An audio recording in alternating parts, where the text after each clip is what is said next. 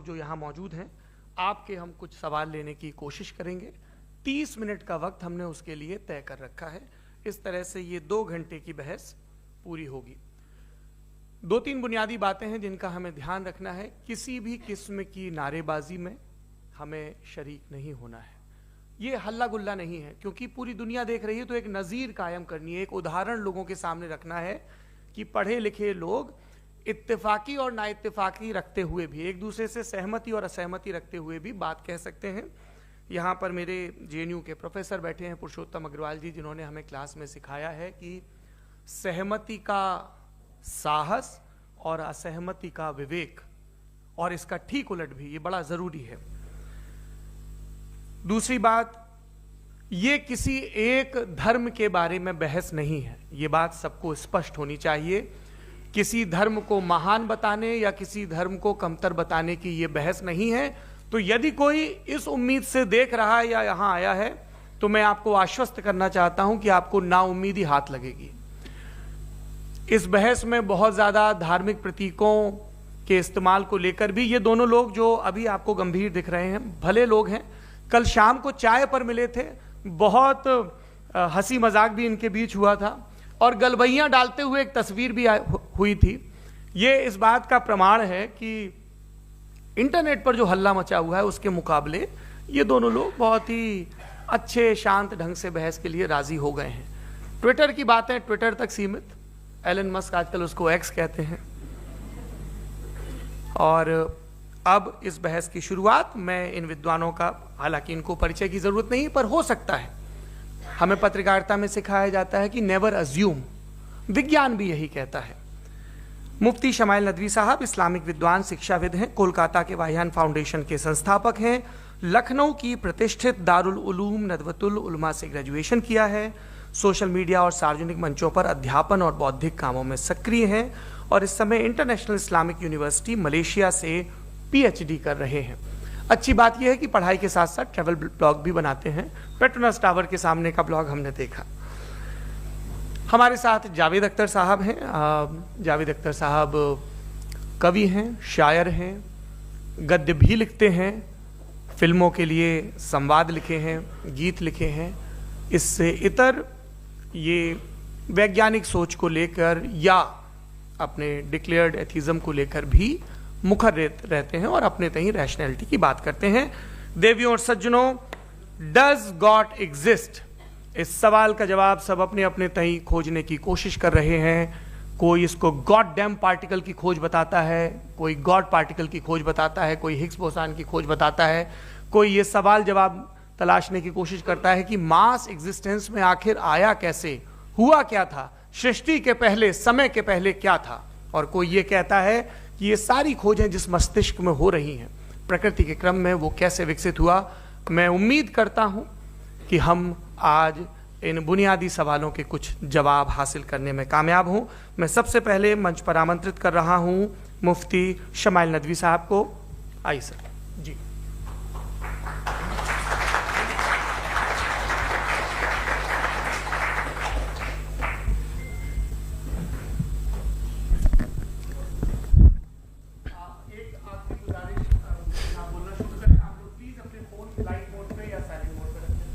एक बार चेक कर ले, कई बार बेध्यानी हो जाती है।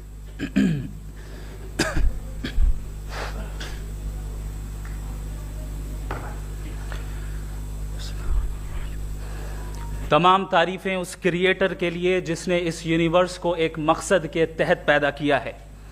रिस्पेक्टेड जनाब जावेद अख्तर साहब, मिस्टर सौरभ द्विवेदी और respected audience, thank you all for being here today. आज की डिबेट में चूंकि हम बात करने वाले हैं डज गॉड एग्जिस्ट के टॉपिक पर, तो ये एक ऐसा टॉपिक है जिसके मुताल्लिक कोई भी डिसीजन लेने के लिए अलग अलग स्टैंडर्ड्स हो सकते हैं।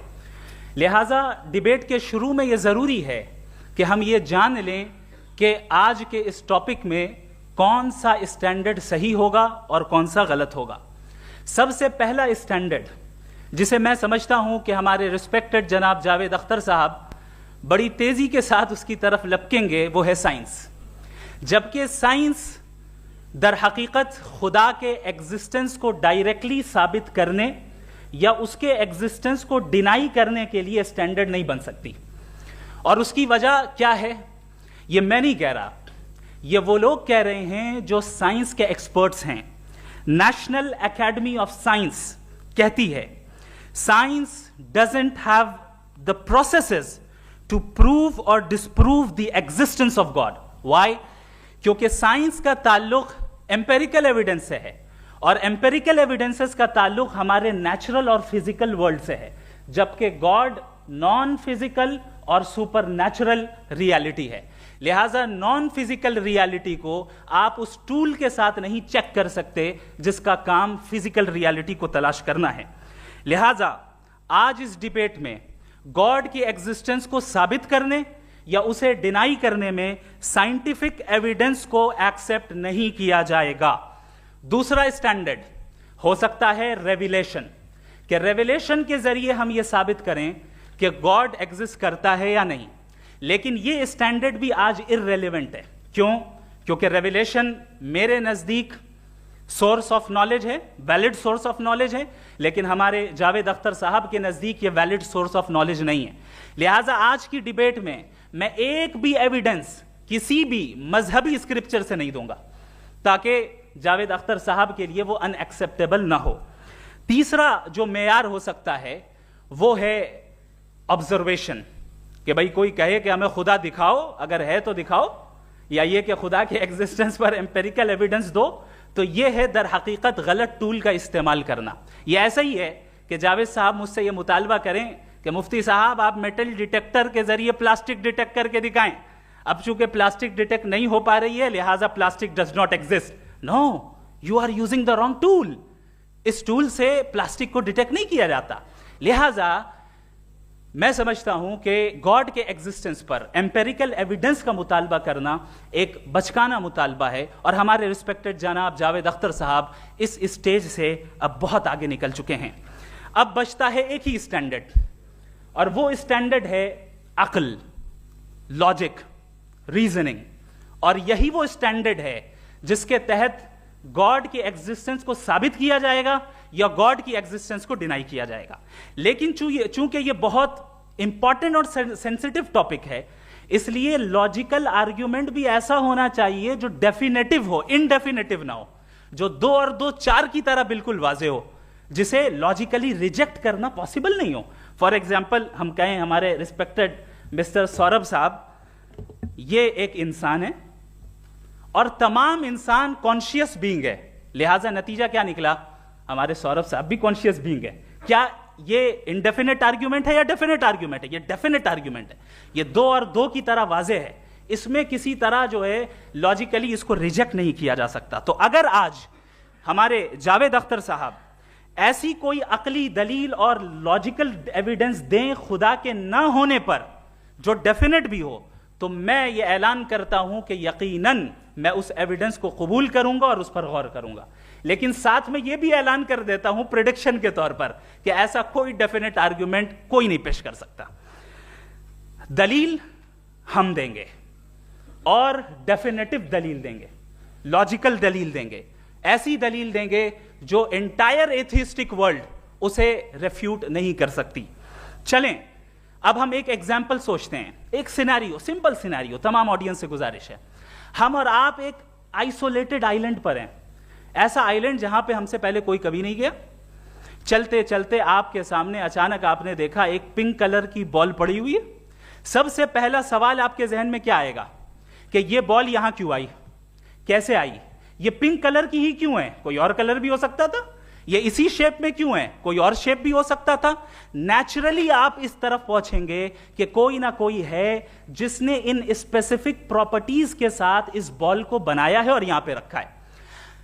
चूंकि आप जानते हैं कि ये जो बॉल है इसका एग्जिस्ट करना जरूरी नहीं है, ये एग्जिस्ट कर भी सकती थी, नहीं भी कर सकती थी, और एग्जिस्ट करना ही था तो किसी और फॉर्म में करती, किसी और कलर में करती।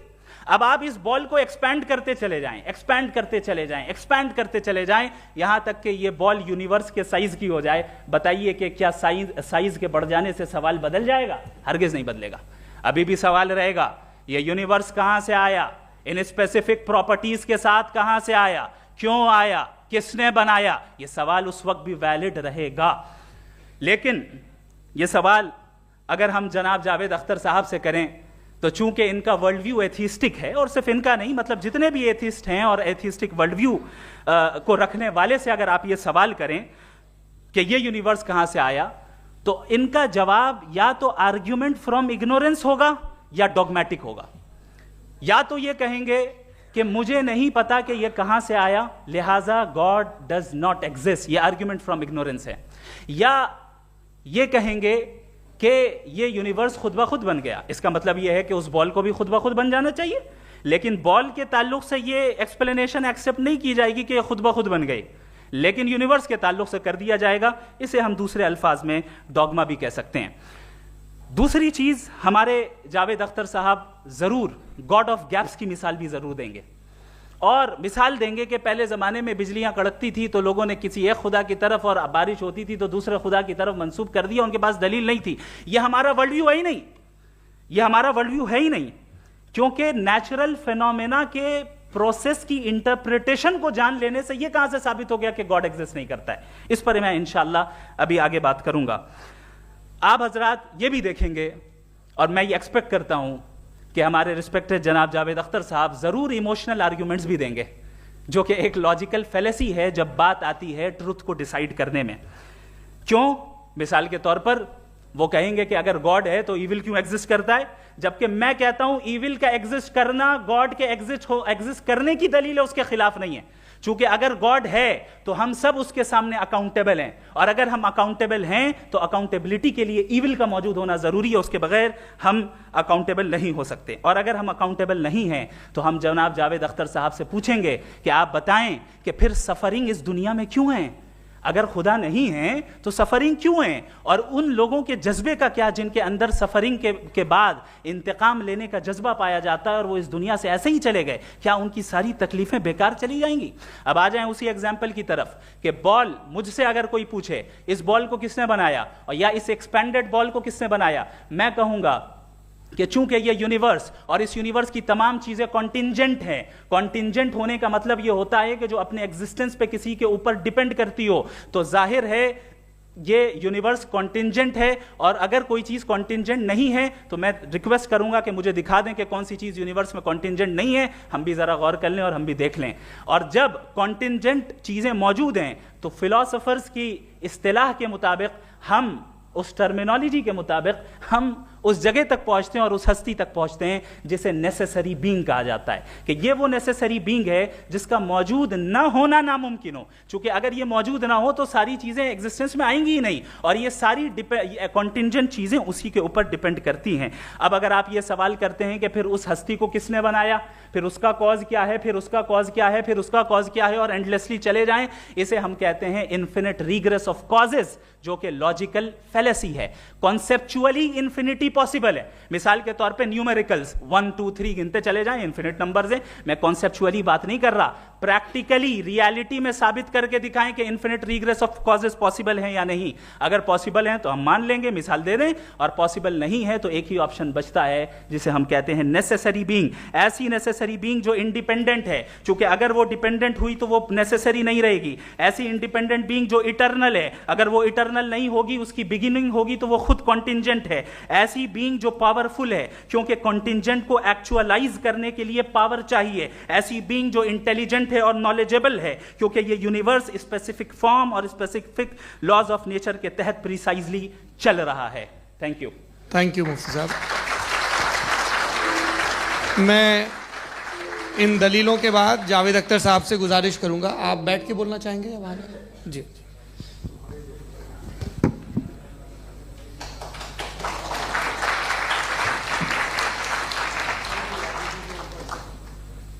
पहले तो मैं मुफ्ती साहब को एक अच्छी खबर देना चाहूँगा कि मेरी नॉलेज साइंस के बारे में बड़ी मामूली है, तो आप फिक्र ना करें उसकी, लेकिन कुछ कॉमन सेंस है मुझ में। देखिए, ये खुदा का तस्वुर कोई नया तस्वुर नहीं है, ये सदियों से रहा है। ये कुछ रिलीजन 3000 साल पुराने होंगे, 4000 साल पुराने होंगे, लेकिन इंसान कोई 10,000 12,000 साल से एग्जिस्ट करता है होमोसेपियन की शक्ल में, और हमेशा कुछ ना कुछ मज़हब रहे। ये मज़हब जाहिलों के नहीं थे, ये मज़हब एक ऐसी ग्रीक सोसाइटी के थे जहाँ बड़े बड़े फिलोसफर पैदा हुए। ये मज़हब इजिप्शियंस के थे जिन्होंने पिरामिड्स बनाए थे। ये रोमन्स के थे कि जिनका आर्किटेक्चर और सेनेट यानी पहली बुनियाद डेमोक्रेसी की लिमिटेड थी मगर डेमोक्रेसी थी, ये उन लोगों ने किए थे। तो इनका जो जुपिटर था, रा था, ज़्यूस था, उन्हें उस पर इतना ही एतमाद था जितना आज किसी मजहबी आदमी को अपने खुदा पे होगा। क्रिश्चियनिटी आने से पहले यूरोप में एक मज़हब था जर्मेनिक रिलीजन। उसका एक खुदा था, उसकी एक बीवी थी, उसके 2 बेटे थे, एक बेटी थी। फिर जर्मनी में जब यूरोप में क्रिश्चियनिटी आई तो वो खुदा, उसकी बीवी और पूरे ख़ानदान चला गया। तो अगर हम हिस्ट्री देखें तो खुदा जो हैं वो ज़्यादातर फ़नी है, वो हमेशा रहे नहीं। और वो जो लोग इन्हें मानते थे उनको आप कहें वो तो जाहिल थे, उन्हें तो कुछ पता ही नहीं था, ऐसा नहीं है। वो अपने वक्त में बड़े काबिल लोग थे और अपने वक्त में उन्होंने बड़े बड़े काम किए हैं, फिलोसफर्स थे, साइंटिस्ट थे। लेकिन उनका मज़हब कहाँ गया, उनके खुदा कहाँ गए? आज जो खुदा हैं दुनिया में लोग उन्हें मानते हैं। आपको क्या मालूम कि कितने बरसों के बाद क्या होने वाला है? हम यूरोप में देखते हैं तो चर्च खाली हैं। तो वक्त के साथ चीज़ें बदलती हैं। जहाँ तक इसका ताल्लुक़ है मज़हबों का, हर मज़हब आपसे एक चीज़ मांगता है, फेथ। ये फेथ क्या चीज़ होती है? What is the difference between faith and belief? ये तो बहुत ही अहमखाना बात होगी कि कोई आदमी कहे साहब अगर खुदा है तो मुझे दिखाइए। ये तो जाहिलाना बात हुई। मैंने तो नॉर्थ पोल नहीं देखा है मगर मैं मानता हूँ कि नॉर्थ पोल है। मैं क्यों मानता हूँ? इसलिए कि अगर ये दुनिया राउंड है तो उसका कोई टॉप होगा। कुछ लोग हैं जो वहाँ गए भी हैं, कॉमन सेंस कहता है कि ऐसा होगा, सबूत है, गवाह है, रीज़न है। तो ये मेरा फेथ नहीं है। तो फेथ में और बिलीफ में डिफरेंस क्या है? जो मजहब मांगता है आपसे, हर मजहब फेथ मांगता है। फेथ का मतलब ये है कि ना कोई गवाह हो, ना कोई सबूत हो, ना कोई रैशनल हो, ना कोई लॉजिक हो, ना कोई प्रूफ हो, मगर तुम एक बात को मानो। ये है फेथ। वरना बिलीफ होता। अगर इसमें कुछ भी सबूत होते, गवाह होते, तो फिर इसे आप बिलीफ कहते। जैसे मेरा बिलीफ है कि नॉर्थ पोल है, मेरा फेथ थोड़ी है। फेथ इन तमाम शर्तों को रद्द करता है। तो फिर स्टुपिडिटी क्या है?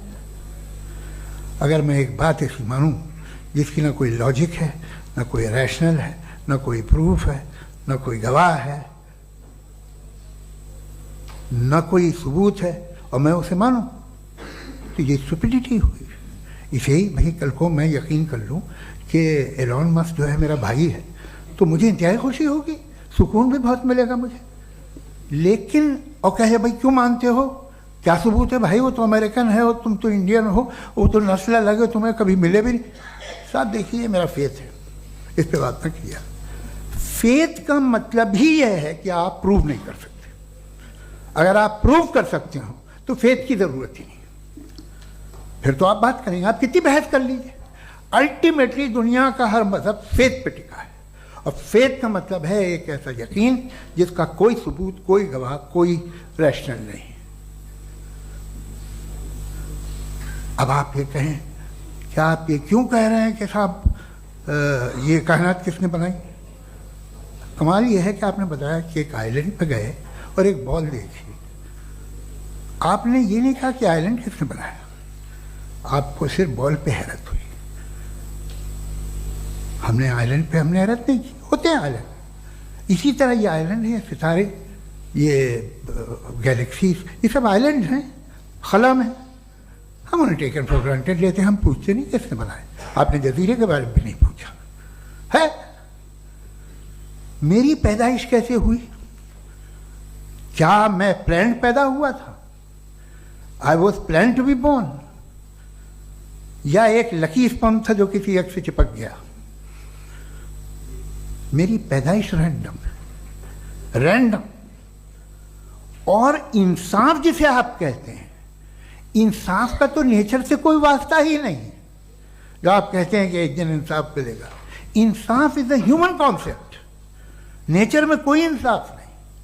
अगर शेर हिरन को खा जाता है तो उसे कोई सजा नहीं मिलती।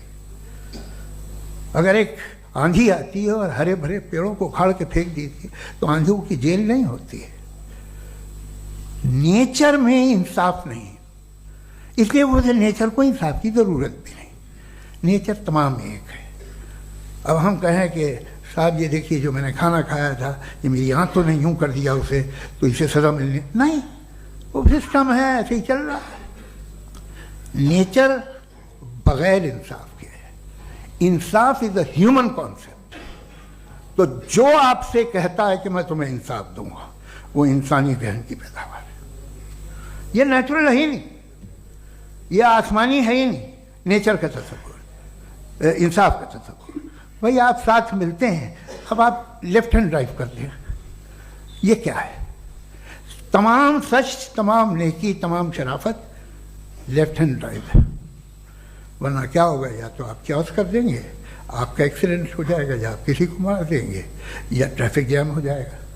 झूठ, बेईमानी, रिश्वतखोरी, ये तमाम जो है driving on the wrong side है। इसके ऊपर कुछ नहीं। ये तो हमने बनाया, जैसे हमने लेफ्ट हैंड ड्राइव बनाई है। ये कॉन्सेप्ट ऑफ इंसाफ जो है ये हमारा है, इसका नेचर से कोई वास्ता नहीं। शेर खा जाता है हिरन को, उसे जेल होती है क्या? कुछ भी नहीं, है ही नहीं। तो ये जो दुनिया के रिलीजन प्रॉमिस करते हैं आपसे इंसाफ, इसी से मालूम होता है कि ये मैन मेड है। ये तसव्वुर कहीं और का है ही नहीं। जो नेचर है, कुछ लोग कहते हैं नेचर ही खुदा है, तो नेचर में तो इंसाफ नहीं कहीं। और आप वादा कर रहे हैं कि तुम्हें मरने के बाद इंसाफ मिलेगा। मुझे अगर मिलेगा तो मैं बहुत खुश होऊंगा, लेकिन मैं यकीन नहीं कर पाता हूँ, इसलिए कि मैं फेथ नहीं पैदा कर सकता। The very fact that religions demand faith, इसका मतलब है कि उनके पास जस्टिफिकेशन नहीं है। अच्छा था, फिर रिलीजन अगर मॉडरेशन में है, कोई सा भी नहीं, वो आप में कुछ खूबियाँ भी पैदा करता होगा, देखिए उससे ये फ़ायदा है, वो फ़ायदा है।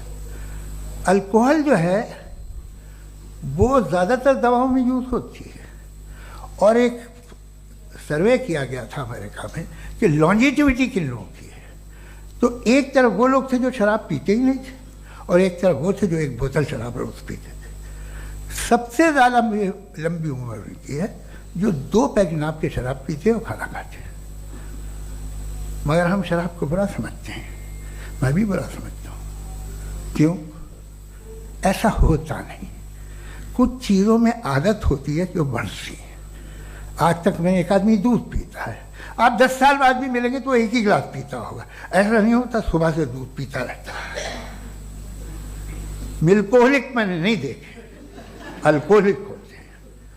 ये टेंडेंसी है मजहब की कि वो बढ़ता है, जैसे कैंसर बढ़ता है, जैसे शराब बढ़ती है।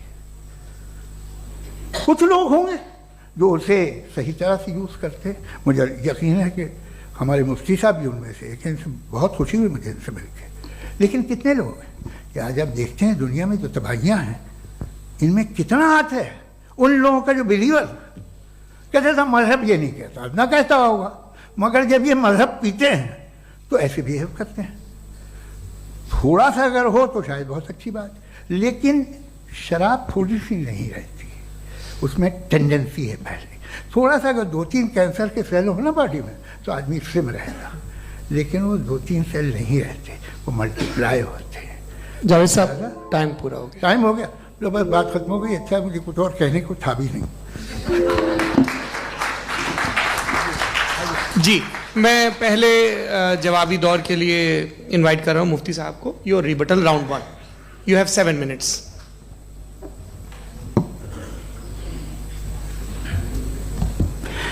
Thank you very much Javed साहब। आपकी बात को सुनकर बड़े महजूज हुए हम लोग। महजूज, डू यू अंडरस्टैंड?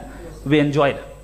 ओके, अब थोड़ा सा लॉजिकली उसको हम लोग देखते हैं। दरअसल हम लोगों ने कल गुजारिश की थी मुफ्ती साहब से भी, जावेद साहब से भी, कि हिंदुस्तानी ज़बान आम फहम सबको समझ में आ जाए और जहां कहीं आप मुश्किल शब्द इस्तेमाल करें वहां बताते भी चलें। Thank you. तो सबसे पहले हमारे रिस्पेक्टेड जावेद साहब ने हवाला दिया कि खुदा फानी है, कितने मजहब आगे चले गए, किसी ने जुपिटर को खुदा माना, किसी ने किसी को माना। मैं कहता हूं जिसने कॉन्टिंजेंट चीज को खुदा माना, गलत माना, वो खुदा ही नहीं, वो खुदा ही नहीं है।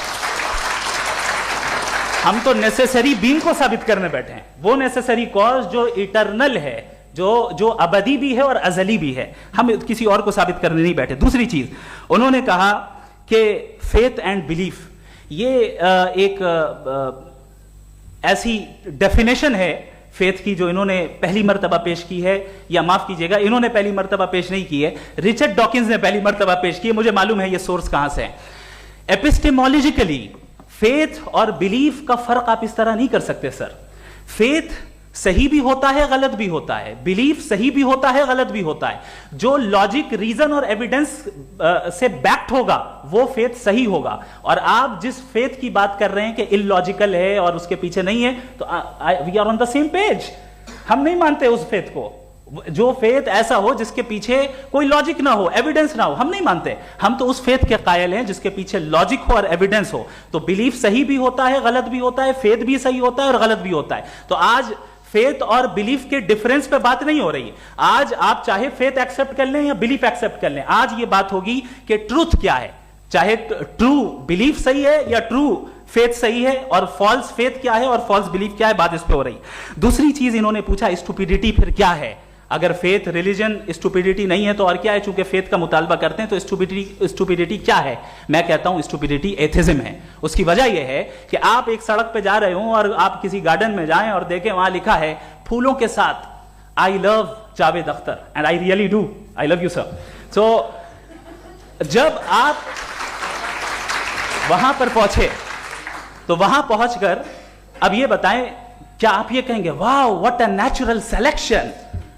ये क्या नेचुरल सिलेक्शन है? नहीं, ये प्रिसाइजली डिजाइंड है, इसके पीछे डिजाइनर है।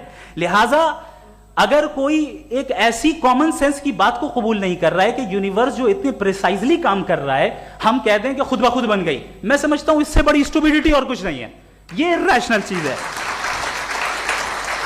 फिर हमारे सर ने कहा कि आपने बॉल पे फोकस किया, आइलैंड पे फोकस नहीं किया। अरे आइलैंड को किसने बनाया यही समझाने के लिए तो बॉल की मिसाल दे रहा हूं। और बॉल भी कॉन्टिंजेंट है, आइलैंड भी कॉन्टिंजेंट है, दोनों नेसेसरी बीइंग का मुतालबा करते हैं। आगे इन्होंने कहा कि नेचर में कोई इंसाफ नहीं है। हम डिसाइड करते हैं कि मोरालिटी क्या होती है, इंसाफ क्या होता है।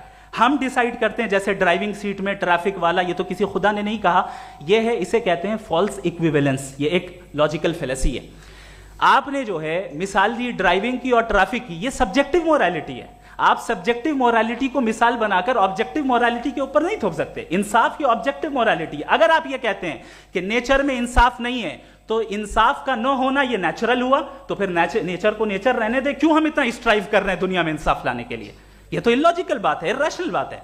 इसलिए बहुत सी चीजें ऐसी हैं जो ऑब्जेक्टिवली जो है इविल या गुड हैं, और बहुत सी चीजें ऐसी हैं जो सब्जेक्टिवली हैं। सब्जेक्टिवली जो मोरल होता है या इमोरल होता है, उसको हम सोशल कंसेंसस से या पर्सनल प्रेफरेंस से डिसाइड करते हैं। लेकिन जो ऑब्जेक्टिव मोरालिटी है, जिसमें इंसाफ आया, जो इन्होंने बार बार रिपीट किया, ये ऑब्जेक्टिव है, सब्जेक्टिव नहीं है। अगर आप कहते हैं ये सब्जेक्टिव है, तो मेरा सवाल आपसे ये है, क्या सोशल कंसेंसस के जरिए अगर जुल्म को सही करार दे दिया जाएगा तो आप जुल्म को जस्टिफाई करेंगे? दूसरी चीज इन्होंने यह कहा कि 2 पैक शराब पी लें तो वो उतने पे नहीं रहता, बढ़ जाता है। यही मामला मजहब के साथ है। 2 पैक आप पी लें, बढ़ेगा। तो ये एक ऐसी मिसाल है, इसको कहीं भी फिट कर लें कि आप एथिज्म पे जब फिट करें, जब आप 2 पैक एथिज्म का लेंगे ना, तो वो बढ़ बढ़ के नॉर्थ कोरिया बनेगा। Thank you.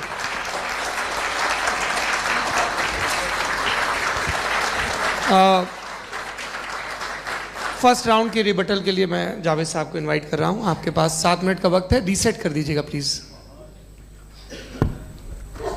मुझे इस बात की खुशी है कि मुफ्ती साहब ने भी मान लिया कि नेचर में कोई इंसाफ नहीं है।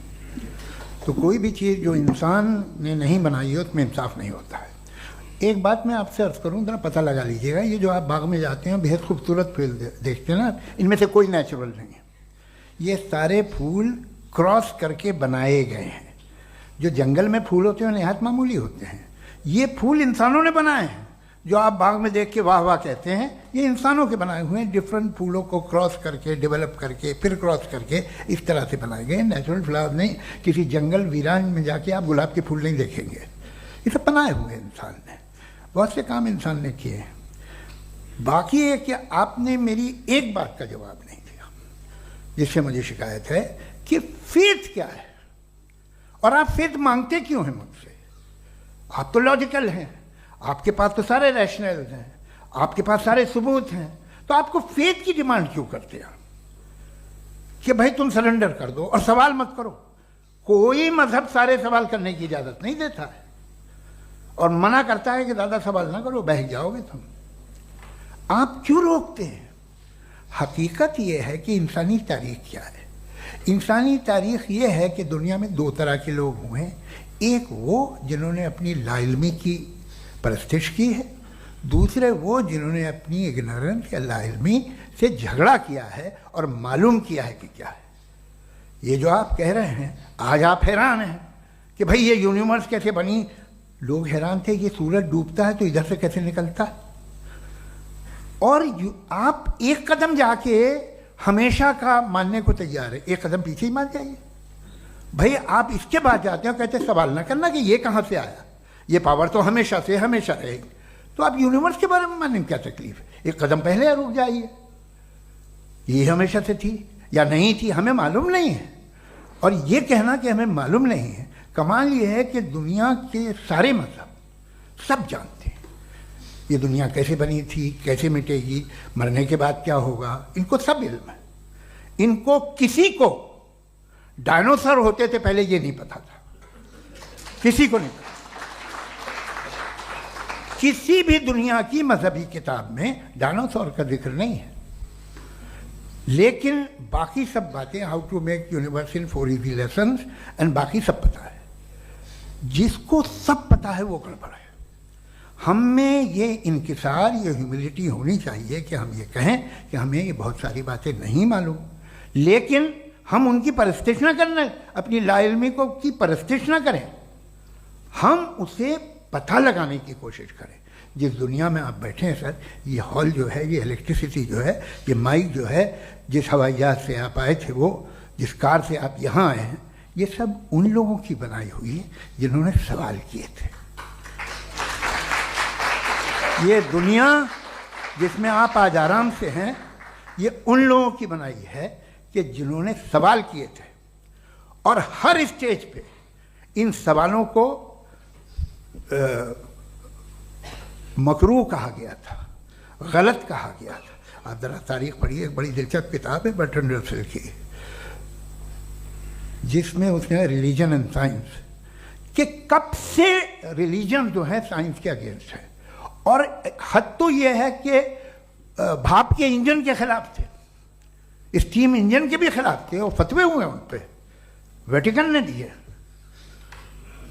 तो ये हमेशा, अभी जैसे ही ये राइट विंगर आते हैं अमेरिका में पावर में, तो वो जो अपना ये क्या बोलते हैं उसे, सीड क्या बोलते हैं, सीड क्या जो, हाँ नहीं सीड जो होते हैं जिन पे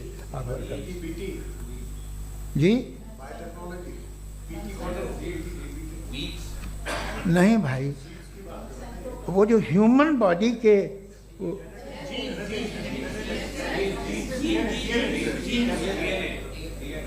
उस पर रिसर्च बंद हो जाती है, रिपब्लिकन नहीं करने देते। अरे भाई इतना डर क्या है तुम्हें? एक ज़माने में बहुत नाराज थे ये सारे मजहबी लोग कि ये इंसान तो इंसान बनाने की कोशिश कर रहा है। आपको क्या तकलीफ भाई, बना ले तो बना लेने दो, ये खौफ क्या है? और ये सब आज जो आप कह रहे हैं नामुमकिन है, ये कैसे हुआ? मुझे एक किस्सा याद आता है। जब मैं 6ठी क्लास में था तो मैं मैथमेटिक्स में बहुत वीक था, तो एक टीचर रख दिया गया, उसने 1 2 3 4 5 6 7 को सिखा दिया मुझे। वो दिन मैं भूल नहीं सकता हूँ मुफ्ती साहब, जिस दिन उसने ये बताया कि 1/2 क्या होता है और 3/4 क्या होता है। मुझे ऐसा लगा कि मेरा सर बीच से फट जाएगा। ये आदमी कह रहा है कि जो दीवार के अंदर जाओ वॉक करते हुए। आज हंसता हूं मैं इस बात पे। तो आज जो बातें आपके जहन से बिल्कुल परे हैं और आप हैरान होते हो उन्हें देख के, एक वक्त आएगा कि मामूली लगेंगे। और हुआ है, आपकी इंसानी तारीख ही है। इतनी जल्दी सारे फैसले आप मत कर लीजिए, थोड़ा ये ह्यूमिलिटी रखिए कि भाई ये हमें नहीं मालूम। ये कहने में क्या है, ये यूनिवर्स कहाँ तक फैली, ये कब से है और कब तक रहेगी, हमें नहीं मालूम। आपने फैसला कर लिया कब बनी। ये आपके हिसाब से कोई 14 बिलियन ईयर बनी जो समझा जाता है। उससे पहले हजारों करोड़ों अरबों साल तक खुदा बैठा क्या कर रहा था? खामोश बैठा था, ऐसी जमाइयाँ ले रहा था। फिर उसे आइडिया आया, यार एक काम करते, वक्त अच्छा गुजर जाएगा, यूनिवर्स पर आपसे सोचिए। वो तो हमेशा से है ना, मगर यूनिवर्स हमेशा से नहीं है, ये तो बनाई गई है। और उससे पहले क्या था, इनका क्या काम था? कैसी बात है, ये बड़ा आसान है। जो बात हमें आज धीरे धीरे पता चली है, बरसों 2000 और 2500 साल पहले आपको किसी ने बता दिया कि क्या था, आप मान गए और तब से वही मान रहे हैं जो 2500 साल पहले कहा गया था। सब कुछ बदल गया है, सॉल्व हो रही हैं चीज़ें। अभी साइंस बिल्कुल दावा नहीं करती, या कोई फिलोसफर ये दावा नहीं करता कि हमें सब मालूम, बल्कि वो कहता है कि हमें जितना मालूम होता है उससे ये मालूम होता है कि हमें कितना कम मालूम। तो हम अपनी जहालत से लड़ें, उसकी परस्तिश न करें। जी, टाइम है। Thank you so much. मैं तर्कों की श्रृंखला में राउंड 2 के लिए मुफ्ती साहब को आमंत्रित कर रहा हूँ। आपके पास एक बार फिर से 7 मिनट का वक्त है। शुक्रिया। जनाब जावेद अख्तर साहब कई मर्तबा दोहरा रहे हैं कि फेथ का मतलब बताइए, फेथ का मतलब बताइए। मैंने बता दिया, फेथ सही भी होता है, गलत भी होता है। और आज हम फेथ पे बात नहीं कर रहे, हम ट्रुथ और डज गॉड एग्जिस्ट पे बात कर रहे हैं। क्या डज गॉड एग्जिस्ट, ये ट्रुथ यानी गॉड है या नहीं है, इसमें से दोनों ट्रुथ क्या है। अब आप उसे फेथ कह लें, बिलीफ कह लें, नॉट माई बिजनेस। उसके बाद आपने कहा कि भाई सवाल करने से मजहब रोकता है। मैं कहता हूं जो रोकता है वो रोकता होगा, मैं नहीं रोकता, बल्कि सवाल करें, सवाल करना चाहिए। सवाल कर करके तो हम आगे बढ़ते हैं, तरक्की करते हैं, और इसीलिए मैं आज यहां पे आया हूं। लेकिन सवाल सिर्फ खुदा से नहीं होगा, आपसे भी होगा। सवाल एथिज्म से भी होगा, सवाल सिर्फ मजहब से नहीं होगा, सबसे होगा।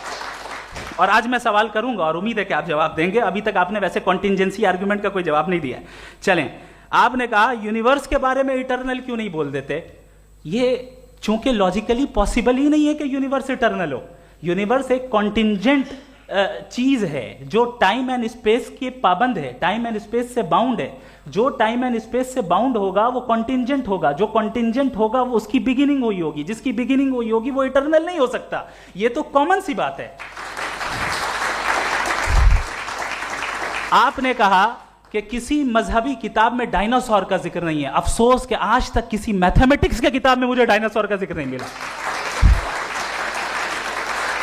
तो इसका मतलब मैथमेटिक्स की किताब बेकार है? नहीं, उसका वो टॉपिक नहीं है। रेवलेशन का और मजहबी किताबों का टॉपिक ये नहीं है कि आपको आके बताए साइकिल कैसे बनाते हैं, या आकर ये बताएं कि जो है डायनासोर कब था। वो तो मोरालिटी सिखाने आया है, गॉड के बारे में बताने आया, नॉन फिजिकल रियलिटी की हकीकत को सिखाने के लिए आया। रिलीजियन साइंस को रोकता है? नहीं रोकता। अगर रोकता है तो गलत करता है। रिलीजियन साइंटिज्म को रोकता है, जिसमें हमारे जावेद साहब मुब्तला है। साइंस और साइंटिज्म में फर्क है। साइंटिज्म यह है कि आप समझें कि साइंस और साइंटिफिक मेथोडोलॉजी ये नॉलेज को हासिल करने का वाहिद सोर्स ऑफ नॉलेज है। यह है साइंटिज्म। हम इसे रिजेक्ट करते हैं। हम साइंस को तो तरक्की करते हैं, भाई आप हमारी पूरी तारीख कर लें, पढ़ लें तो आपको पता चल जाएगा। बहरहाल ये अलग टॉपिक है। उसके बाद इन्होंने एक लफ्ज कहा, वेटिकन ने फतवा दिया। वेटिकन का फतवे से कोई ताल्लुक नहीं है, दोनों कॉन्ट्राडिक्टरी अल्फाज हैं। उसके बाद उन्होंने कहा कि भाई हमें नहीं मालूम। अगर नहीं मालूम तो क्लियरली कह देना कि नहीं मालूम है, इसमें क्या हरज है। तो वही तो मैं कह रहा हूं ना कि आप कह दें कि नहीं मालूम, लेकिन क्लेम क्यों कर रहे हैं कि गॉड एग्जिस्ट नहीं कर रहा है। आप कह दें नहीं मालूम है, हो सकता है हो सकता ना हो, लेकिन आप क्लेम कर रहे हैं। The moment you say God does not exist, this is a claim. And now the burden of proof is upon you too, जैसे हमारे ऊपर है। और क्यों है मैं बताता हूं, क्यों है ये भी मैं बताता हूं। फिलोसॉफिकली जो क्लेम होता है ना, सिर्फ ये नहीं होता कि इंसान कहे पॉजिटिव क्लेम करे और नेगेटिव क्लेम करे तो बर्डन ऑफ प्रूफ नहीं है। आप मिसाल के तौर पे मैं कहूं कि फुला उस कमरे में कोई नहीं है, मैंने एक नॉलेज का क्लेम किया है, उस कमरे में कोई नहीं है, मैंने एक नॉलेज का क्लेम किया। या तो मैं कहूं मुझे नहीं पता, हो भी सकता है नहीं भी हो सकता है, this is not a claim. लेकिन जब मैं कह रहा हूं कि वहां कोई नहीं है या मैं कह रहा हूं वहां कोई है, दोनों क्लेम है और दोनों के ऊपर बर्डन ऑफ प्रूफ है। हमारे ऊपर भी बर्डन ऑफ प्रूफ है, मैंने कंटिजेंसी आर्ग्यूमेंट दिया, इसे तोड़कर दिखाइए। आखिरी चीज, इन्होंने कहा कि खुदा दुनिया बनाने से पहले 150 साल पहले या करोड़ों साल पहले क्या कर रहा था। अरे हजरत, चलें बहरहाल मैं जवाब दे देता हूं, आप हमारे रिस्पेक्टेड पर्सनालिटी हैं, अगर आप नहीं होते तो मैं ऐसे एंटरटेन ही नहीं करता। टाइम, ये 100 साल पहले या 100 साल बाद, पहले बाद में अभी, ये वो अल्फाज हैं जिनका ताल्लुक टाइम से है। टाइम शुरू ही हुआ है यूनिवर्स की बिगिनिंग के बाद, तो उसके पहले खुदा क्या कर रहा था, सवाल इलॉजिकल है, ये फेलेसी है। यानी आप ये कह रहे हैं कि यूनिवर्स के बनने से पहले खुदा क्या कर रहा था, टाइम के बनने से पहले, पहले का ताल्लुक टाइम से, टाइम उस वक्त था ही नहीं, तो ये सवाल ही इनवैलिड है खुदा के ताल्लुक से। दूसरी चीज, आर्ग्यूमेंट ऑफ कंटिजेंसी जो मैंने आपके सामने पेश की है, आपने बार बार ये प्रूफ किया और ये कह रहे हैं कि गॉड ऑफ गैप्स। देखिए पहले नहीं मालूम था, साइंस ने कर दिया। सिंपल्स की मिसाल से मैं समझा देता हूं। जिस गैप्स की आप बात कर रहे हैं ना, साइंस उन गैप्स को जिन चीज के जरिए भी प्रूव करेगा वो कॉन्टिंजेंट ही होगा, अब चाहे वो फोर्स हो, मैटर हो या एनर्जी हो। लिहाजा सवाल हमारा उस वक्त भी वैलिड होगा जब तक कि आप नेसेसरी बीइंग पे ना आ जाएं, और इन्फिनिट रिगरेस पॉसिबल नहीं है of causes in practical world, तो जाहिर है कहीं रुकना पड़ेगा, जहां रुकेंगे वही खुदा है। दूसरी चीज, आपने ये क्या कह रहा था मैं, किस पॉइंट को? What? Oh no, after that. Just now. हाँ, जहां रुकेंगे वही खुदा है। बहरहाल, तो टाइम का जिक्र हो गया, गॉड ऑफ गैप, सॉरी या इसकी एक मिसाल आप ले लें।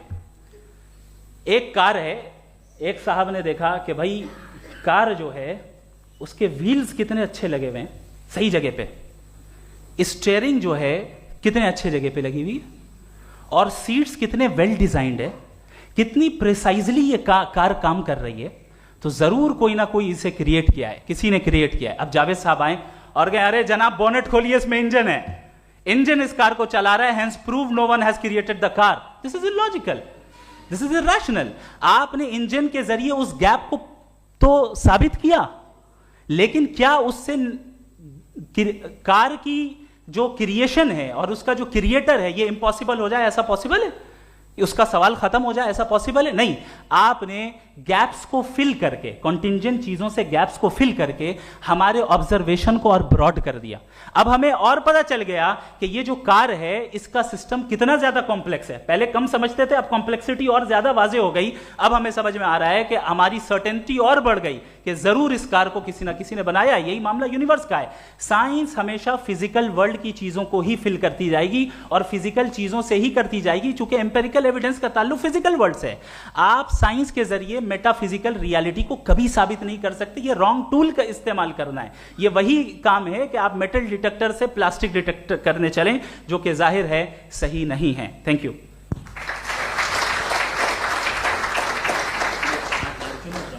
जी, ये आर्ग्यूमेंट का राउंड 2 है। हाँ। 7 मिनट है। पहले तो मैं आपसे अर्ज करूं कि आपने कहा कि जब कायनात ही नहीं थी तो वक्त भी नहीं था, कुछ भी नहीं था। कैसे नहीं था? खुदा था, एक एग्जिस्टेंस तो था ना खुदा का। तो जब खुदा था तो वक्त भी होगा। ऐसा नहीं है कि कुछ भी नहीं था, खुदा था।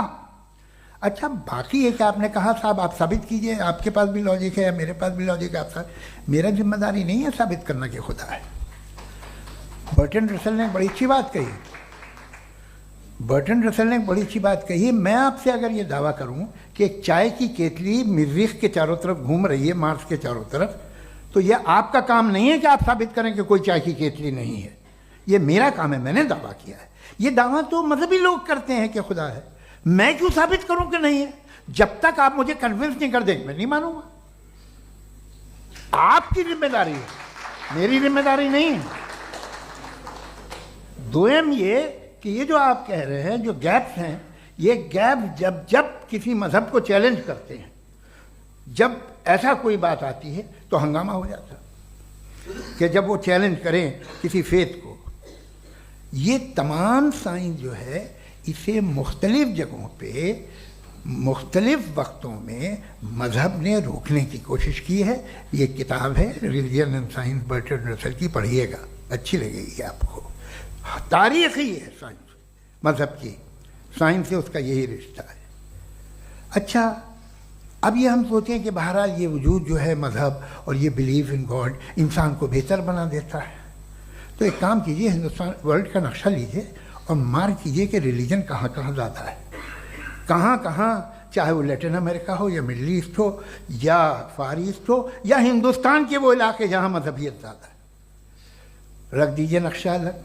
अब दूसरा नक्शा कि कहाँ कहाँ नाइंसाफ़ी, रिप्रेशन, औरतों के हुकूक की पामाली, जुल्म, डिक्टेटरशिप कहाँ है, नक्शा एक ही होगा। तो आप मुझे बताएं कि जो इसका तरकीब इस्तेमाल क्या है, खुदा का तरकीब इस्तेमाल तो बताइए। आप छोटी सी दवा सड़क पे बेचते हैं, उसकी भी तरकीब इस्तेमाल बताते हैं। इसके इस्तेमाल से तो फायदे नहीं हुआ किसी को। जो सारे के सारे खराब मुल्क हैं, खराब समाज है, वो सारे जुल्म खुदा के नाम पे करते हैं। वो गलत करते हैं, सही करते हैं, मुझे क्या लेना देना उससे। इस्तेमाल से मालूम होता ना। एक विस्की की बोतल कभी शायद देखी हो आपने, लाल रंग की होती है, उस पर रोशनी और छपड़ा इंतहाई खूबसूरत लगती है, क्या बिगाड़ रही है किसी का? उसका इस्तेमाल गलत है, इसलिए आप उसे नापसंद करते हैं। इसका इस्तेमाल गलत है, इस तसव्वुर का इस्तेमाल ही गलत है और हमेशा से गलत हुआ है। आप देख लीजिए, इंसानी तारीख देख लीजिए, आज देख लीजिए, हिंदुस्तान देखिए, दुनिया देख लीजिए क्या हो रहा है। इसे कैसे इस्तेमाल कर रहे हैं फेथ वाले लोग?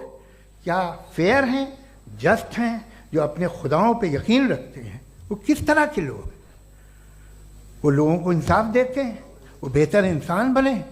तो इस दवा का फ़ायदा क्या है? चलो बहुत फ़ायदा हो रहा तो मैं इस्तेमाल कर लूँगा, मुझे तो इस दवा का कोई फ़ायदा दिखता ही नहीं। मुझे तो ऐसा लगता, मैं एक और बात बताऊं, अगर कोई आदमी मजहबी है और अच्छा आदमी है तो मैं उसकी बहुत इज्जत करता हूँ, इसलिए कि मेरा ख्याल है मजहबी आदमी का अच्छा होना मुझसे अच्छा होने से ज़्यादा मुश्किल है। भाई हर चीज़ की एक लिमिट है। आप इतना भाग सकते हैं, इतना नहीं भाग सकते, इतना वजन उठा सकते, इतना नहीं उठा सकते, इतना दूर देख सकते हैं, इतना दूर नहीं देख सकते। उसी तरह कॉमन सेंस कहता है कि आप में नेकी का भी एक कोटा होगा।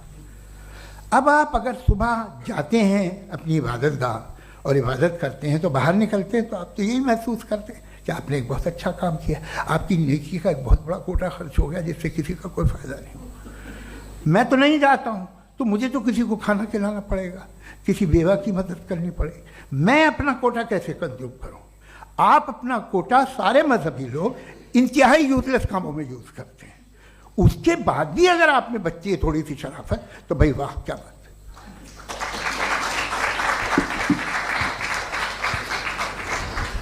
एक तो मुझे ये बात बहुत अच्छी लग रही है कि दोनों ही विद्वान समय को मानते हैं और बहुत समय से अपनी दलीलें और बाज़ दफ़ा समय से पहले अपनी तकरीरें पूरी करके अपनी अपनी कुर्सी पर बैठ रहे हैं। ये इस आर्ग्यूमेंट का राउंड 2 पूरा हुआ। अब रिबटल का राउंड 2 है और उसके बाद क्रॉस एग्जामिनेशन होगा। नहीं, आपका आर्ग्यूमेंट हो गया सर। हमारे यहाँ स्कूल के सिलेबस में पंच परमेश्वर कहानी पढ़ाई जाती है, प्रेमचंद जी की लिखी हुई। आप निश्चिंत रहिए, आपके कोई राउंड में मिस नहीं होने दूंगा। रिबटल का राउंड 2, मुफ्ती शमाइल नदवी साहब।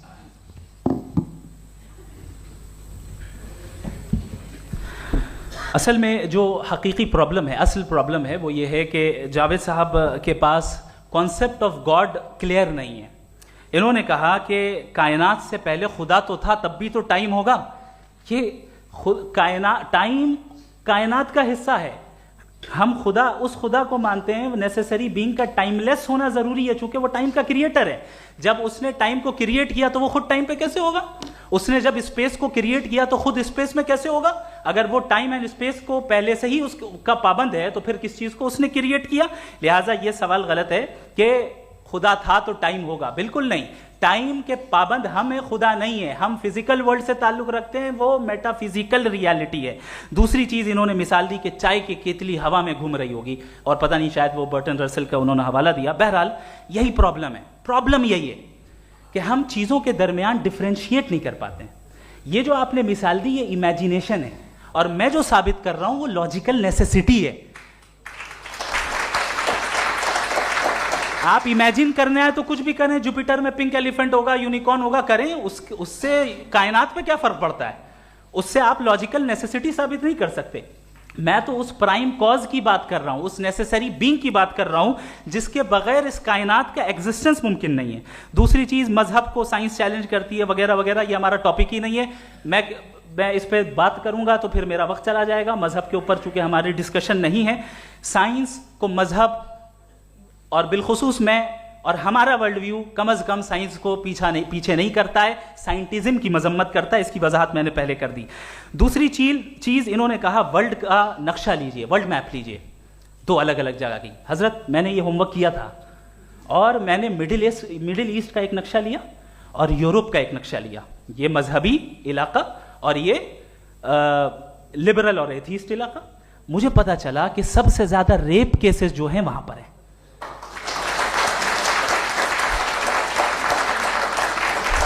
मुझे ये पता चला यूएन की रिपोर्ट के मुताबिक, मैं ये अपने घर से नहीं लेके आ रहा, कि जो वर्किंग वुमेन है यूरोपियन कंट्रीज में, उसमें 81% वुमेन सेक्सुअल हैरेसमेंट का वर्क में शुमार हो रही है। ये मिडिल ईस्ट में नहीं हो रहा है, वो मजहबी लोग हैं इसलिए नहीं हो रहा है।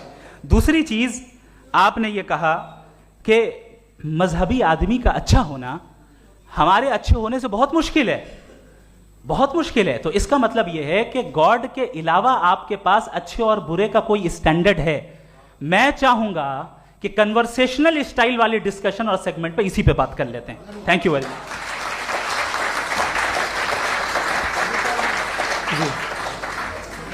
ये रिबटल का राउंड 2 है। आपके पास 5 मिनट का वक्त है, और इसके बाद क्रॉस एग्जामिनेशन शुरू करेंगे। आप चाहें तो जो इन्होंने सवाल पूछे उनके जवाब आप रिबटल में भी दे सकते हैं। जी जी, देखिए, पहले तो ये बात कि ये मिसाल गलत है।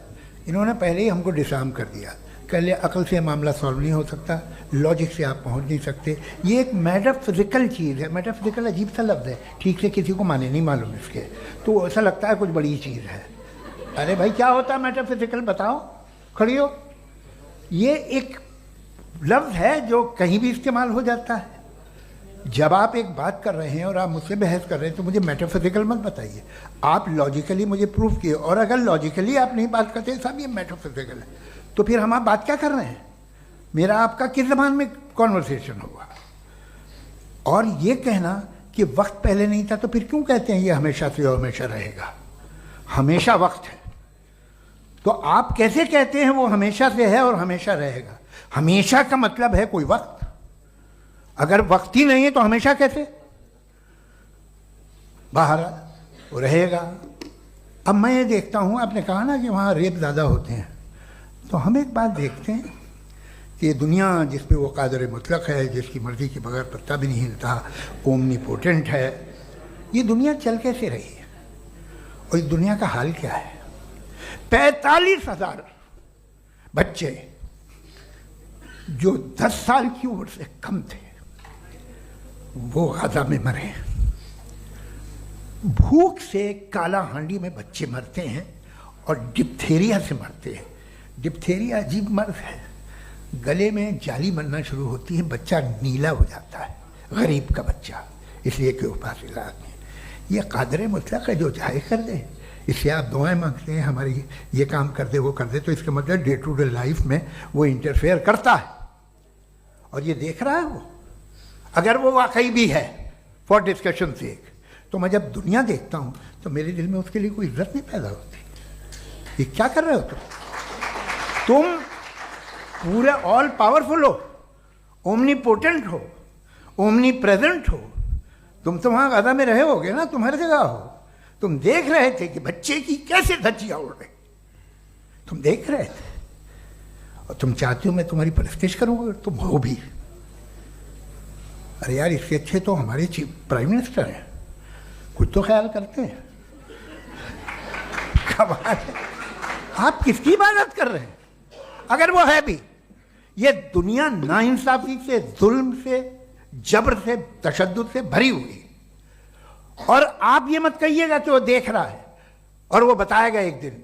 अगर वो देख रहा है और इंटरफेयर नहीं करता तो आप दुआ क्यों मांगते? आप कहते हैं मेरा ये काम करा दे, इसके मतलब है वो दखल दे सकता है, वो आपको नौकरी दिलवा सकता है, भले दूसरे आदमी को न मिले, मगर आपका काम कर देगा चूंकि आपने दुआ मांगी है। तो जब वो आपको नौकरी दिला सकता है, लड़की की शादी कर सकता है, बेटे को ग्रीन कार्ड दिलवा सकता है, तो कम से कम ये जो मर रहे हैं बच्चे, इनको रोक दे, कुछ तो करे। मुझे तो दुनिया में, इस दुनिया का कोई मालिक है, इसका ओमनीपोटेंट कोई रूलर है, और ये दुनिया ऐसी चल रही है। मैं तो चाहूँगा कि भाई ना हो, अगर हो तो बड़ी शर्मिंदगी की बात है। शुक्रिया।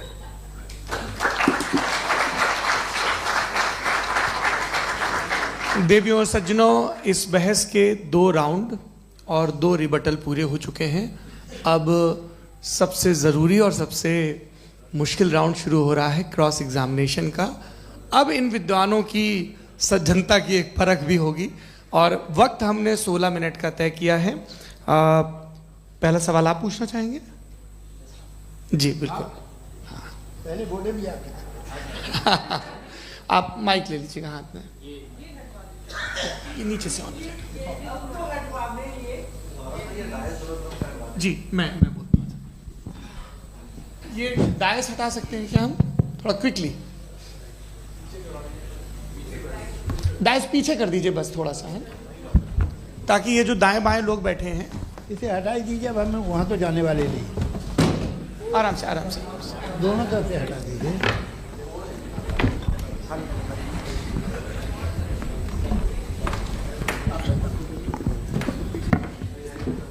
इस बीच आप लोग भी अपने अपने सवाल तैयार कर लें।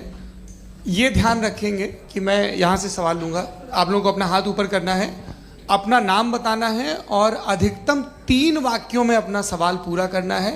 कई लोग सवाल की जगह भाषण देने लगते हैं, उससे आज बचना है। जी मुफ्ती साहब, पहला सवाल आपका, 16 मिनट हैं, हम दोनों लोगों के सवाल लेंगे। जी जी बहुत शुक्रिया। आपकी जो अभी बात हुई बहुत अहम थी, मैं इसको चाहूँगा कि आगे डिस्कस करूँ, लेकिन चूँकि अभी ये वो सेगमेंट है क्रॉस एग्जामिनेशन, तो सबसे पहला सवाल आपसे ये है कि जो मैं इतनी देर से कॉन्टिंजेंसी आर्ग्यूमेंट आपको बता रहा था, ये अकल से ही बता रहा था हजरत, आप ये बताएं कि आप इन्फिनिट रिग्रेस ऑफ कॉजेस को पॉसिबल मानते हैं या नेसेसरी बीइंग के एग्जिस्टेंस को सही समझते हैं? चूंकि 2 ही ऑप्शन हो सकता है, आप ये बताएं। देखिए, आपको मैं ईमानदारी से बात करूं, एक तो मैं कॉन्टिजेंसी वर्ड ठीक से समझता नहीं, और इस वक्त भी जो आपने अंग्रेजी के अल्फाज इस्तेमाल किए वो ज़रा थोड़े से मुझे डिफ़िकल्ट और कॉम्प्लिकेटेड लगे, तो आप ज़रा सिंपल ज़बान में सवाल कर सकते हैं? बिल्कुल कर सकता हूँ जी। यूनिवर्स की हर चीज़ कॉन्टिंजेंट होने का मतलब ये है कि वो अपने एग्जिस्टेंस में किसी के ऊपर डिपेंडेड है। जो भी चीज़ डिपेंडेड होगी वो चीज़ इंडिपेंडेंट नहीं हो सकती, तो उसका कोई ना कोई कॉज होगा। तो अब आप क्या समझते हैं कि ये इन्फिनिट रिग्रेस है, यानी कॉज पर कॉज, कॉज पर कॉज, कॉज पर कॉज, और कभी कोई यानी ये एंडलेसली चलता रहा? क्योंकि अगर ऐसा होगा तो हम तो एग्जिस्टेंस में आते ही नहीं। लॉजिकली ये मुत्तफक अलैह चीज़ है, मुत्तफक अलैह अग्रीड अपॉन। ओके, इस पे हमने एग्री किया था कि मुश्किल शब्द आएगा तो अर्थ बताना पड़ेगा। तो इन्फिनिट रिग्रेस तो पॉसिबल नहीं है, तो कहीं ना कहीं आपको रुकना पड़ेगा ऐसे नेसेसरी बीइंग पर। नहीं, कोई जरूरत नहीं रुकने की। किसने कहा आप रुकना पड़ेगा? आप रुकते हैं खुदा पे, आप नहीं रुकते। आप कहते हैं वो हमेशा से, जब उस वक्त से जब वक्त नहीं था। आप कहाँ रुकते हैं कि अब हुआ था वो? आप नहीं कहते। हम क्यों नहीं मान सकते कि यूनिवर्स जो है और बल्कि मल्टीवर्सेस जो है वो हमेशा से हैं, वो बनती है, बिगड़ती है। एक हमारे यहाँ एक चीज़ है ब्लैक होल, वो समेट लेता है वापस, फिर ब्लास्ट होता है, फिर फैल जाता है। और इसमें हमारी तो खैर कोई औकात ही नहीं है इंसान की। एक छोटे से जर्रे पे हम 50-60 साल की उम्र रखते हैं, जो करोड़ों अरबों साल की कायनात है उसमें, और पैदा भी नहायत ही बेहुदा वजह से हुए थे। तो इसमें ये सोचना कि इसकी वजूहात और ये क्यों है, ये डिपेंडेंट है, ये हम देख रहे हैं, क्या मालूम। आप सोचिए कि ये जो फैल रही है कायनात, ये कहाँ फैल रही है, ये कहाँ जा रही है, और ये फैल क्यों रही है? अरे बना ली थी तुमने, रुको भैया, काफ़ी है। ये फैल क्यों रही है? ये और कौन सी कायनात जिसे मैं दूरबीन से देखता हूँ तो 2 बिलियन लाइट ईयर पे है, उससे मेरा कोई वास्ता ही नहीं है। 2 बिलियन ईयर यानी अगर मैं 80,000 माइल्स पर सेकेंड से चलूँ तो 20 करोड़ साल में वहाँ पहुँच जाऊँगा। इसकी ज़रूरत क्या थी? ये दुनिया, ये कायनात तो इंसान अशरफुल मखलूक़ात के लिए बनाई गई ना। तो ये सब ये टर्म समझ में नहीं आया, इसमें कोई ख़ास समझने वाली बात थी भी नहीं। ये जो अल्टीमेट कहा यह जाता है कि ये जो पूरी यूनिवर्स है, ये जो दुनिया है, ये इंसान के लिए बनाई गई। अच्छा, ये सब इंसान के लिए। क्यों साहब, सही है ना? बिल्कुल, लेकिन इसका ये मतलब नहीं कि किसी चीज के पीछे रीजन आपको नहीं पता तो रीजन नहीं है, इसे कहते हैं नहीं, मुझे नहीं पता, लेकिन मेरी जिम्मेदारी नहीं है। वो बिल्कुल सही कहा था उसने, बर्टन रसल ने। आपने उसे मजाक में टाल दिया कि भाई आप एक दावा कर रहे हैं, मैं क्यों कहूं कि ये गलत है दावा? आप प्रूफ कीजिए, मेरे पे जिम्मेदारी ही नहीं है, मैंने थोड़ी कहा है। आप प्रूफ कीजिए कि ये सही है। आप आर्ग्यूमेंट ऑफ कंटिंजेंसी का जवाब ही नहीं दे रहे हैं। पूछना चाहेंगे? आप सवाल पूछना चाहेंगे मुफ्ती साहब से? क्योंकि ये क्रॉस एग्जामिनेशन का दौर है। आप जैसे पहले बोल रहे थे फेथ को लेके कुछ, मैं ये पूछना चाहूँगा कि खुदा ने जो भी रेवलेशन किए हैं, एक मज़हब के लिए बहुत से मज़हबों में किए हैं, अलग अलग रेवलेशन है। कहीं कुछ एक बातें हैं, कॉन्ट्रडिक्शन भी है आपस में, कहीं कुछ आप कर सकते हैं, कहीं कुछ नहीं कर सकते। ऐसा नहीं है कि सबकी कोड ऑफ मॉरल एक है। तो ये किस्सा क्या है? अब आप ये देखिए कि मुझे कभी कभी लगता है कि जो फुटबॉल फाइनल होता है, लाखों लोग होते हैं, फिर वो टीवी कवर कर करोड़ों लोग, अगर उसमें खुदा की एक बूमिंग आवाज़ आ जाती, मैं गॉड हूँ, तो सारे लोग अभी सुन लेते और टीवी पे भी सुन लेते, किस्सा ख़त्म होता। ये इतनी राजदारी क्या है कि तुम सामने कुछ तो सबूत दे दो हमें सॉलिड। ये कह साहब ये यूनिवर्स कैसे बनी, इससे मसला क्या हल होगा? मैं पूछूंगा आपसे खुदा कैसे बना? क्यों नहीं पूछूंगा कैसे बना? बल्कि वो तो कायनात से कहीं ज़्यादा इंटेलिजेंट है, कायनात से कहीं ज़्यादा कॉम्प्लेक्स। जी वो हमेशा से है, आप कहेंगे मैं मान लूँगा। अच्छा, दोयम वो कादिर मुतलक, यानी कादिर मुतलक का मतलब ओमनीपोटेंट, वो जो चाहे कर सकता है। आपको नौकरी दिलवा सकता है, आपकी अच्छी जगह शादी करवा सकता है, आपके पड़ोसी का मुकदमा हरवा सकता है, आपको जिता सकता है, सब काम करता है। थोड़ा सा माइक क्लोज जी। वो इस दुनिया को चला कैसे रहा है? ये दुनिया कैसे चल रही है? आपको इस पर हैरत नहीं होती? या क़यामत के बाद कभी एक जस्टिस होगा, जब ये बच्चा मर चुका होगा, जिसकी धज्जियाँ उड़ गई बम से, इसको इंसाफ मिलेगा तब? अच्छा, अब जवाब दूं? हाँ जी, मैं इसीलिए आप की तरफ। सबसे पहले आपने रेवलेशन और स्क्रिप्चर्स की बात की, इस पे मैं बात कर सकता हूं, लेकिन आज नहीं करूंगा चूंकि वक्त कम है, कभी और इस पे डिस्कस करेंगे। मैं तैयार हूं उस पे भी बात करने के लिए। ये अभी से राउंड 2 की भूमिका तय हो रही है। Does God exist round 2? चूंकि आज गॉड के एग्जिस्टेंस पे बात है, तो मैं उसी के रिलेटेड जो है आपके सवालात को एंटरटेन भी करूंगा और मैं भी पूछूंगा। आपने कहा कि आपने साबित ही नहीं किया, जबकि आर्ग्यूमेंट ऑफ कॉन्टिंजेंसी बुनियादी आर्ग्यूमेंट है। आप मुझे कॉन्टिंजेंसी का मतलब बताइए, आपका मतलब क्या? कॉन्टिंजेंसी कॉन्टिंजेंसी का मतलब यह हुआ कि हर वो वजूद जो किसी भी चीज का पाबंद है, हर वो वजूद या हर वो चीज जो अपने एग्जिस्टेंस में किसी भी चीज के पाबंद है और उससे बाउंड है, उसको उसकी जरूरत है, उस पर डिपेंड करती है, तो जाहिर सी बात है कि उसका कोई ना कोई कॉज होता है। ये तो अक्ल की बात है। ये आप रीजनिंग की बात करते हैं, मैं वही कर रहा हूं। दूसरी चीज, आपने ये बात कही कि इतने बिलियन लाइट ईयर्स दूर है, उसका मेरा क्या लेना देना। फिर मेरे ख्याल से आपको ये नहीं कहना चाहिए I think therefore I am an atheist. आपको सोचना चाहिए, सिर्फ आप एक लिमिटेड दायरे में रहकर नहीं सोचें, बल्कि बाहर निकलकर सोचें। आपने तीसरा सवाल किया, आपने 2-3 सवाल एक साथ। ऐसी बातें ना कीजिए, कुछ लोगों को इतराज हो जाएगा आप पे कि आप कुछ भी सोचिए। ये इजाज़त आपको है नहीं, मुझे है।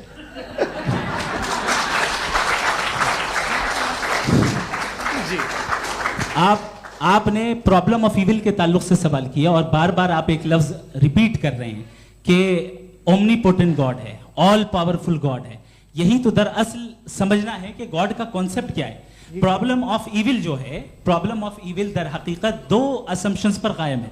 अगर आप इन दो असम्पशंस को समझ जाएं तो ये प्रॉब्लम नहीं रहेगी, आर्ग्यूमेंट आपको समझ में आ जाएगी कि ये कोलैप्स कर जाता है। पॉइंट नंबर 1, यानी जो आपका सबसे पहला फॉल्स असम्पशन है कि गॉड मर्सीफुल है, ओमनीपोटेंट है, दुनिया में जुल्म हो रहा है।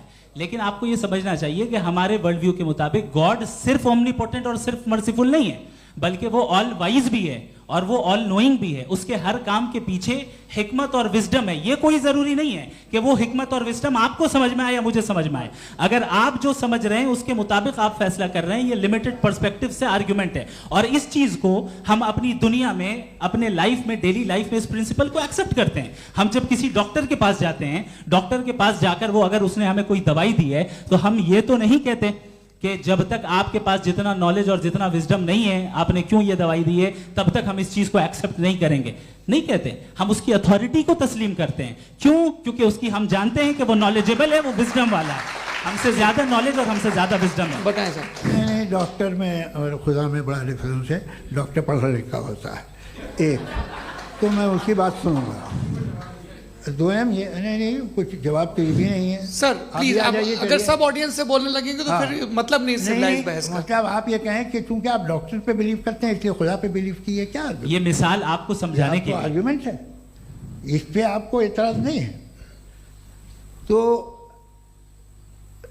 सिंपल बात ये है कि मैं अगर ये यकीन कर लूँ कि एक ओमनीपोटेंट, उसकी मसलहत है, ये जो बच्चे मर रहे हैं ये मसलहत है उसकी, मुझे नहीं चाहिए थी मसलहत। उसकी मसलहत नहीं, यही तो समझना है, मतलब एक्सपीरियंस। अच्छा, इस आपने अभी मेरी बात पूरी सुनी नहीं। मैंने कहा आपका पूरा आर्ग्यूमेंट दो फॉल्स असम्पशंस पर है। एक फॉल्स असम्पशन मैंने बता दिया, दूसरा फॉल्स असम्पशन ये है कि इस दुनिया में इविल के होने का कोई गुड रीजन नहीं है, जबकि हमारे पास बाज रीजंस मौजूद हैं, हमारे पास बाज वजूहात मौजूद हैं। अगर इस दुनिया में इविल ना हो तो आप गुड को डिफाइन कैसे करेंगे? अगर जुल्म ना हो आप इंसाफ को समझेंगे कैसे? अगर तारीकी ना हो तो आप लाइट को समझेंगे कैसे? बहुत अच्छे। अभी और सुन लें, अभी और बाकी है। ये तो बात बहुत पसंद आई साहब मुझे कि जब तक रेप ना हो तब तक औरतों की इज्जत का ख्याल आपने मेरा जवाब पूरा सुना ही नहीं। जब तक के बच्चों का कत्ल ना किया जाए तब तक आपको बच्चों की मासूमियत की इज्जत। आपने पूरा जवाब सुना ही नहीं। क्या बात है, क्या आपने नुक्ता निकाला? आपने पूरा जवाब सुना ही नहीं। आप सुन लें, मेरी बात सुन लें। ये मैंने आपको एक चीज बताई। दूसरी चीज, इस दुनिया में हम आए हैं टेस्ट के लिए, हमारा टेस्ट हो रहा है और हर इंसान का अलग अलग अंदाज में टेस्ट होता है। और इस दुनिया में अगर इविल मौजूद है तो वो इविल जरिया है हमारे अंदर ह्यूमन नोबल क्वालिटीज को डेवलप करने का और अलग अलग फील्ड में प्रोग्रेस करने का। और अगर हमारे अंदर और इस दुनिया में इविल नहीं होता तो बताइए टेस्ट का मतलब क्या होता? अगर मैं अपने स्टूडेंट को एमसीक्यूज दूं और उसमें सिर्फ राइट आंसर लिख कर दे दूं और कहूं तुम्हारा टेस्ट हो गया, ये मीनिंगलेस है। इस दुनिया में अगर हम टेस्ट के लिए आए हैं तो जाहिर है गुड एंड इविल दोनों मौजूद है। तो अगर गुड एंड इविल दोनों मौजूद है तो ये इविल भी खुदा का बनाया हुआ है? जी हाँ, खुदा का बनाया हुआ है। लेकिन अच्छा, चलो अच्छी बात। जी बिल्कुल, तो बिल्कुल खुदा ने बनाया। अभी तो ये है कि जो मेजॉरिटी है दुनिया में वो इविल है, तो ये खुदा एक्चुअली इविल के साइड पे लग रहा है मुझे। बिल्कुल भी नहीं, मैं बताता हूं। मेजॉरिटी में तो वो है। क्या बात कर रहे हैं भाई आप? कोई भी जो मुंसिफ होगा, चाहे आपका अपना घर हो जिसके आप सबसे बड़े हैं, चाहे आपकी ऑर्गेनाइजेशन हो जो आप चलाते हैं, वहां पर आप इविल रखेंगे साबित करने को कि बाकी लोग शरीफ हैं? मेरी बात सुनिए। क्या ये आर्ग्यूमेंट ही गलत है? अगर कि जब तक के कोई इविल नहीं होगा तब तक के शरीफ आदमी शरीफ नहीं लगेगा। अगर एग्जामिनर गलत ऑप्शन दे रहा है तो एग्जामिनर इविल नहीं हो गया। जो गलत ऑप्शन को सेलेक्ट कर रहा है वो फेल होगा। क्रिएटर ने इविल को बनाया है लेकिन वो इविल नहीं है। अच्छा सुनिए मेरी बात, लेट मी कंप्लीट सर। जी जी। क्रिएटर ने इविल को बनाया है टेस्ट के लिए, वो इविल नहीं है। इविल वो होगा जो उसे इख्तियार करेगा। छुरी को बनाने वाला गलत नहीं होता है, छुरी का गलत इस्तेमाल करने वाला गलत होता है। रेप को कैसे गलत इस्तेमाल करते हैं? रेप इंसान के फ्री विल का नतीजा है।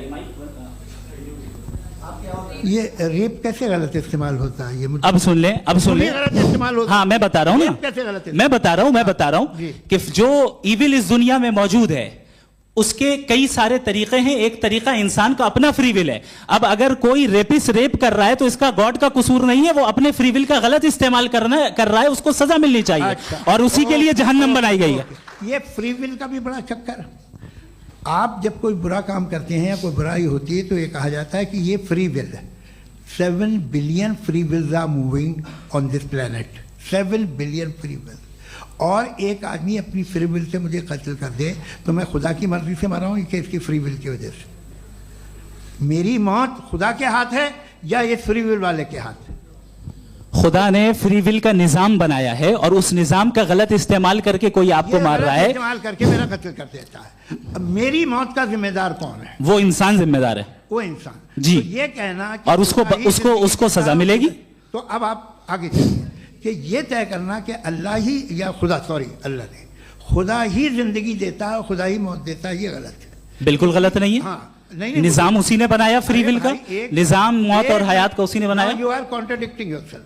अभी आपने कहा कि एक आदमी ने फ्री विल से आपको मार दिया, इसमें उसे फ्री विल दी गई थी, उसने गलत इस्तेमाल किया। 7 billion free wills are moving on this planet और आप चाह रहे हैं कि मैं सिर्फ खुदा का ध्यान करूं। ये 7 बिलियन फ्री विल्स को मुझे लुक आफ्टर करना पड़ेगा कि नहीं? ये तो तबाहियां कर रही हैं और तबाहियां ज़्यादा हो रही हैं। बिल्कुल। तो अगर आप बताएं अगर खुदा नहीं है फॉर एग्जाम्पल, तो आप इविल को कैसे डिसाइड करेंगे? यानी how can you define evil objectively without God? देखिए, दुनिया में 2 तरह के जानवर हैं। एक जो अकेले रहते हैं जंगल में और एक जो ग्रुप्स में रहते हैं। ग्रुप में जो भी रहेगा, चाहे वो आपका फाउंडेशन हो, चाहे कोई क्लब हो, चाहे कोई पॉलिटिकल पार्टी हो, चाहे कोई यूनिट हो, उसमें आपको इंटरैक्ट करने के रूल बनाने पड़ेंगे। यानी लोग तय करेंगे। लोग तय करेंगे। अगर लोगों ने यह तय किया कि किसी का रेप करना सही है, आप जस्टिफाई करेंगे? नहीं, आपका फाउंडेशन तो ये हो गया ना कि लोग ही विल डिसाइड करेंगे। नहीं। अरे दुनिया में ऐसे ग्रुप्स हैं जो रेप को जायज़ मानते हैं सर्टेन हालात में। मैं डिटेल में नहीं जानूंगा, आप भी जानते हैं। ये जो आईसिस वाले थे जिन्होंने क्या किया था, तो उन्होंने क्या किया उसका खुदा से कोई ताल्लुक नहीं है सर। मैंने सिंपल सवाल किया कि इविल को आप डिफाइन करते कैसे हैं? आइए वापस आइए जी। आप साथ में तभी रह सकते हैं जब कुछ आप ऐसे उसूल डेवलप करें जिसमें हर एक का बेसिक तहफ़्फ़ुज़, हर एक का बेसिक राइट हो और हर एक को कोई आराम मिले। यही तरीक़ा है किसी भी ऑर्गेनाइजेशन जिसमें एक से ज़्यादा लोग हैं और वो ऐसे चलती है ज़िंदगी। उसमें अगर आप गड़बड़ करेंगे तो तबाही होगी, नुकसान होगा, बर्बादियाँ आएंगी। और अगर उसमें आप घर ले लीजिए ना, एक हस्बैंड है, एक वाइफ है, बच्चे हैं, वालदा भी हैं, 2 बहनें भी हैं, एक भाई भी है। अब इसमें कोई निज़ाम आपको चाहिए साथ में रहने का, और एक दूसरे पे भरोसा रहे, एक दूसरे के बहीख्वाह हों, एक दूसरे की मदद करें, ऐसी जिंदगी। सर आपकी बात आ गई। आप ये कह रहे हैं कि लोग डिसाइड करेंगे क्या सही है क्या गलत है, यही है? मेजॉरिटी डिसाइड करेगी क्या सही है क्या गलत है? अरे भाई बिल्कुल। मेजॉरिटी अगर ये कहे कि नाजी जर्मनी के साथ जिस तरह मेजॉरिटी थी कि जेनोसाइड करना सही, आप जस्टिफाई करेंगे? उस वक्त आपका ये सवाल सिर्फ उसके बाद क्लोजिंग। हाँ, उस वक्त प्लेनेट पे जो लोग थे, उनमें कितने लोग हिटलर को सही समझते? अच्छा, प्लेनेट की मेजॉरिटी तय करेगी, सोसाइटी की नहीं। प्लेनेट की मेजॉरिटी गॉड के एग्जिस्टेंस को सही मानती है, आप क्यों नहीं मानते?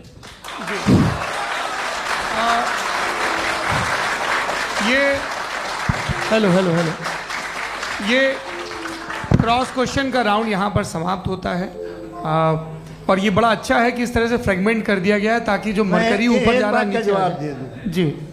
प्लेनेट की ज़्यादातर मेजॉरिटी कुछ दूसरे मजहबों के खुदा को मानती है।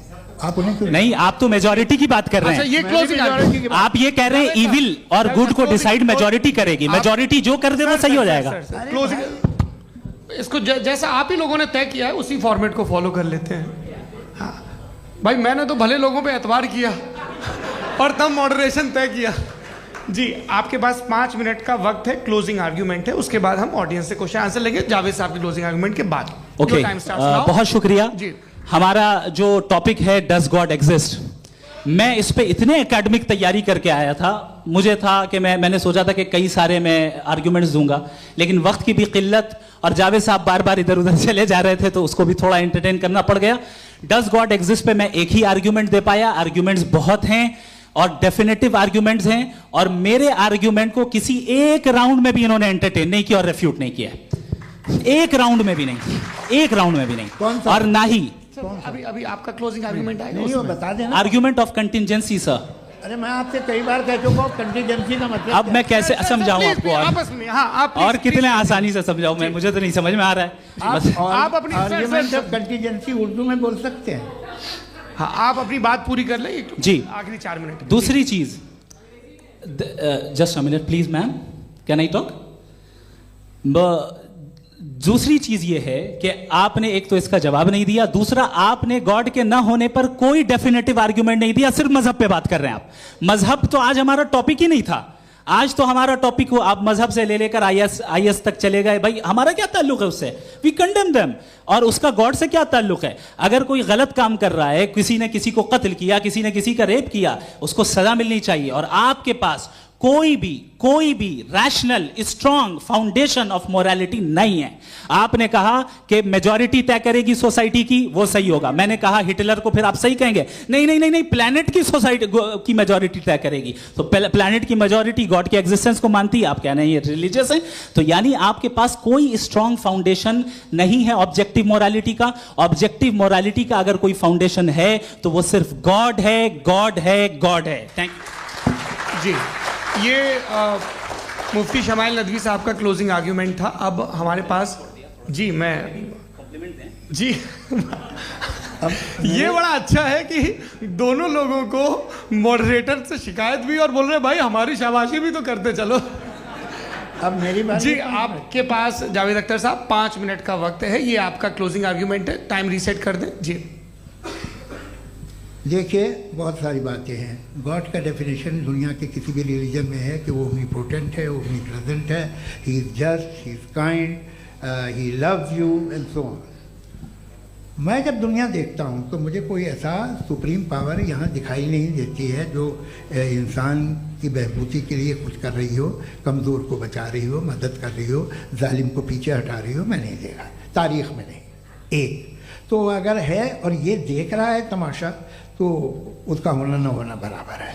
दोयम ये कि ये जो है, जब आप ये कहते हैं कि कायनात जिसकी कंटीजेंसी है, मैं देखिए वो लफ्ज़ इस्तेमाल किया मैं, तो ये कैसे हो सकती है भाई? और फ़ौरन आप सरेंडर कर देते हैं कि जाहिर है कि इसका बनाने वाला तो इससे 10,000 गुना ज़्यादा कॉम्प्लिकेटेड होगा। उस पर आपके होने पे कोई इतराज़ नहीं है, उसे वो टाइमलेस है, वो पहले से था, टाइम तो बहुत बाद में आया। ये सब आप मानने को तैयार है जिसका आपके पास कोई सबूत नहीं, आपके पास कोई रीज़न नहीं। आपकी तारीफ क्या है मज़हबों की? बिलीफ की, जो खुदाओं का बिलीफ है, ये कॉन्स्टेंटली गलत साबित होता रहा है।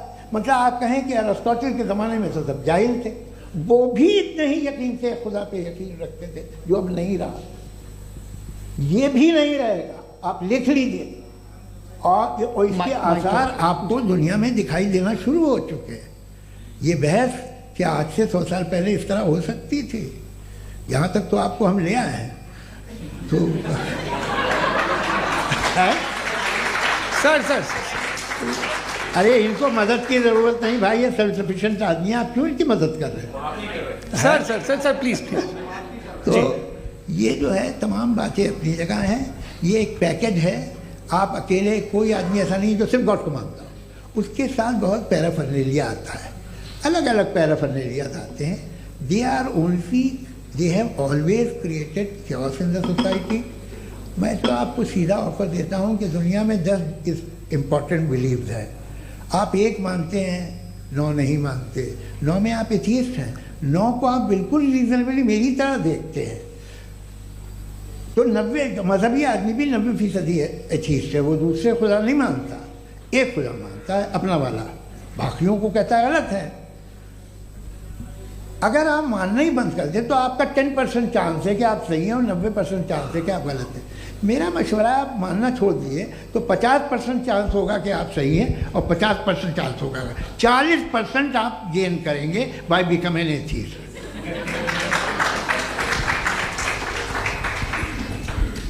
ये एक फरसूदा ख्याल है, ये ख़त्म हो रहा है। हो सकता है मेरी ज़िंदगी में ना हो, लेकिन ये हो जाएगा। जो बातें ये इनको आप मेटाफिज़िकल ये वो ऐसे रिस्पेक्टेबल टर्म दे दिए, ये तो उन लोग के हैं जिन्हें ना फिज़िक्स मालूम थी ना मेटा मालूम था, ये उन्होंने आपको दिए हैं। जी बहुत शुक्रिया आप दोनों लोगों का। और अब इस बातचीत का आखिरी राउंड शुरू होगा, डज गॉड एग्जिस्ट की ये बहस मुफ्ती शमाइल नदवी और जावेद अख्तर साहब के बीच। आप लोग अपने अपने हाथ ऊपर करेंगे, मैं यहाँ से तय करूँगा। और माइक हमारे पास है क्या? एक ही माइक है ऑडियंस के लिए? 2 माइक है, एक इस तरफ एक इस तरफ, ठीक है।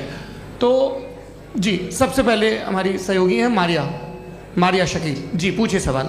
थोड़ा सा रुकेंगे ताकि कैमरे का फ्रेम आप पर आ जाए, आपकी तो प्रैक्टिस है टीवी की। जी नदवी साहब, मैं खुदा को मानती हूँ, पहले मैं इसी प्रमाइस से शुरू कर रही हूँ और ये बता रही हूँ आपको, मैं मानती हूँ। लेकिन कुछ सवाल हैं जो जावेद साहब ने उठाया, उसका जवाब आपको देना चाहिए। पहला सवाल ये कि गज़ा में सालों से छोटे बच्चे मर रहे हैं, वो उनको अगर खुदा मर्सीफुल है, हम मानते हैं कि अल्लाह ताला में बहुत ताकत है, तो वो बच्चे क्यों मर रहे हैं?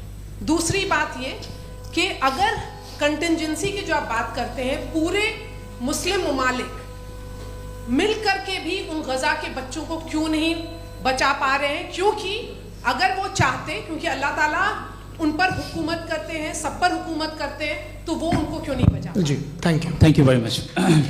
बहुत अच्छा किया आपने इस चीज़ को जिक्र कर दिया, मैं इसको और अच्छे से एक्सप्लेन करने की कोशिश करता हूँ। देखें, जहाँ तक आपने कहा कि गज़ा के बच्चों को मारा जा रहा है, देखें 2 वर्ल्ड व्यू है, एक एथीस्टिक वर्ल्ड व्यू, एक थीस्टिक वर्ल्ड व्यू है। बच्चे मर रहे हैं दोनों वर्ल्ड व्यू में, लेकिन हमारा वर्ल्ड व्यू कह रहा है कि रिकॉम्पेंस है, ये कह रहे हैं कि उनका मरना बेकार जाने वाला है, कोई उसका रिकॉम्पेंस नहीं है, चूंकि इनके यहाँ आखिरत और अल्लाह का कोई तसव्वुर या गॉड का कोई तसव्वुर नहीं है। आपने ये सवाल किया कि गॉड मर्सीफुल है, क्यों नहीं रोकता? ये मैंने बताया कि ये मिसकंसेप्शन है लोगों के दरमियान कि गॉड को सिर्फ मर्सीफुल और ओमनीपोटेंट समझते हैं। गॉड के सिर्फ यही 2 एट्रीब्यूट्स नहीं हैं, गॉड के कई सारे एट्रीब्यूट्स हैं, उनमें से अल हकीम भी है, उनमें से ऑल वाइज भी है, ऑल नोइंग भी है। लिहाजा अगर इस दुनिया में किसी को तकलीफ आ रही है और गॉड उसको नहीं रोक रहा है, वो इसलिए नहीं रोक रहा है चूंकि इंसानों को फ्री विल दिया गया है। ठीक इसी तरीके से अगर एक डॉक्टर किसी छोटे बच्चे को इंजेक्शन लगा रहा है, उसे तकलीफ पहुंच रही है, उसके लिमिटेड पर्सपेक्टिव के एतबार से यह गलत हो रहा है और डॉक्टर बुरा है। लेकिन जब आप ब्रॉडर पिक्चर को देखेंगी, आपके और हमारे पास सिर्फ एक पिक्सल है, हमें इतना नजर आ रहा है कि गजा में कत्ल हो रहा है, लेकिन इसके पीछे कितना रिकॉम्पेंस उनको मिलने वाला है, पूरा पिक्चर गॉड के पास है। तो एक पिक्सल से आप पूरे पिक्चर को कभी भी जज नहीं कर सकती। आप इसमें कुछ जोड़ना चाहेंगे? आपको कुछ बोलना है इसमें?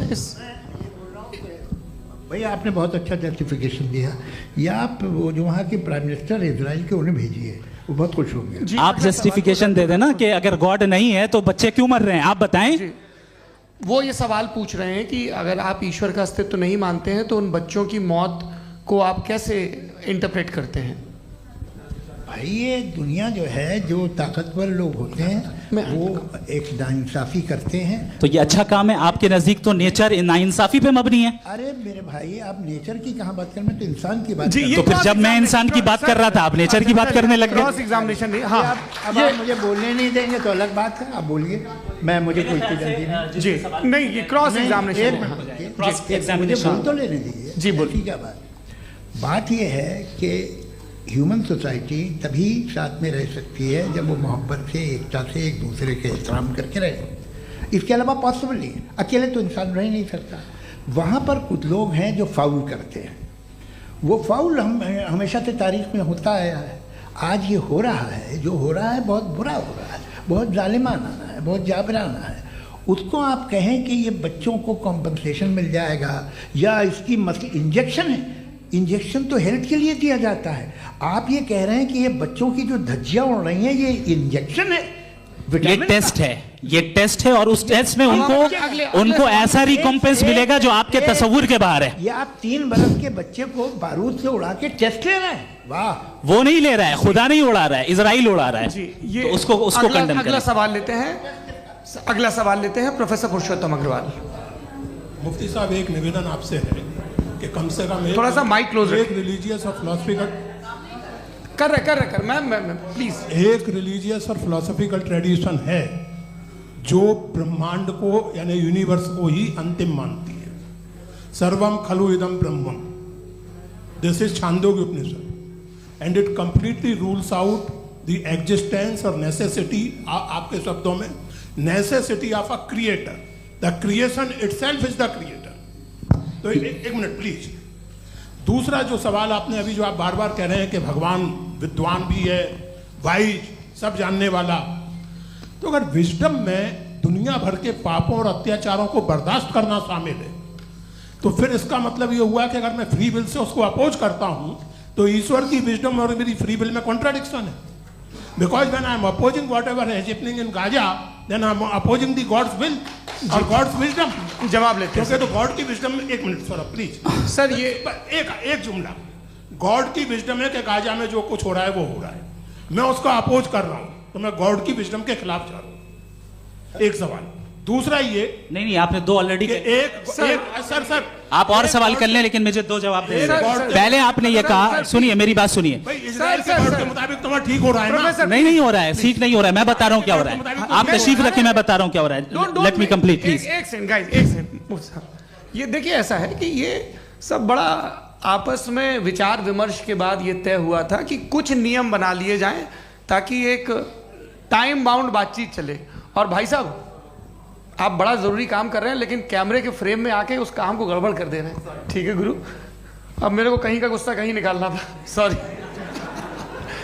नहीं, कोई गुस्सा नहीं है जी। तो प्रोफेसर ने सवाल पूछे, आप उनके जवाब दें, और थोड़ा ये सब लोग थोड़ा ख्याल रखें भाई, सवाल संक्षिप्त रखें जी। आपने 2 सवाल किया। सबसे पहला ये कहा कि हमारे पास ये कॉन्सेप्ट है कि ये यूनिवर्स खुद नेसेसरी बीइंग है, creation itself is the creator. How irrational is this कि मैं एग्जिस्ट करूंगा बाद में, लेकिन अभी एग्जिस्ट कर भी रहा हूं, यानी एक ही टाइम में एग्जिस्ट भी कर रहे हैं, नहीं भी कर रहे हैं। This is not true. दूसरी चीज आपने कहा कि अगर इजराइल में, सॉरी माफ कीजिएगा, Israel doesn't exist, occupied Palestine में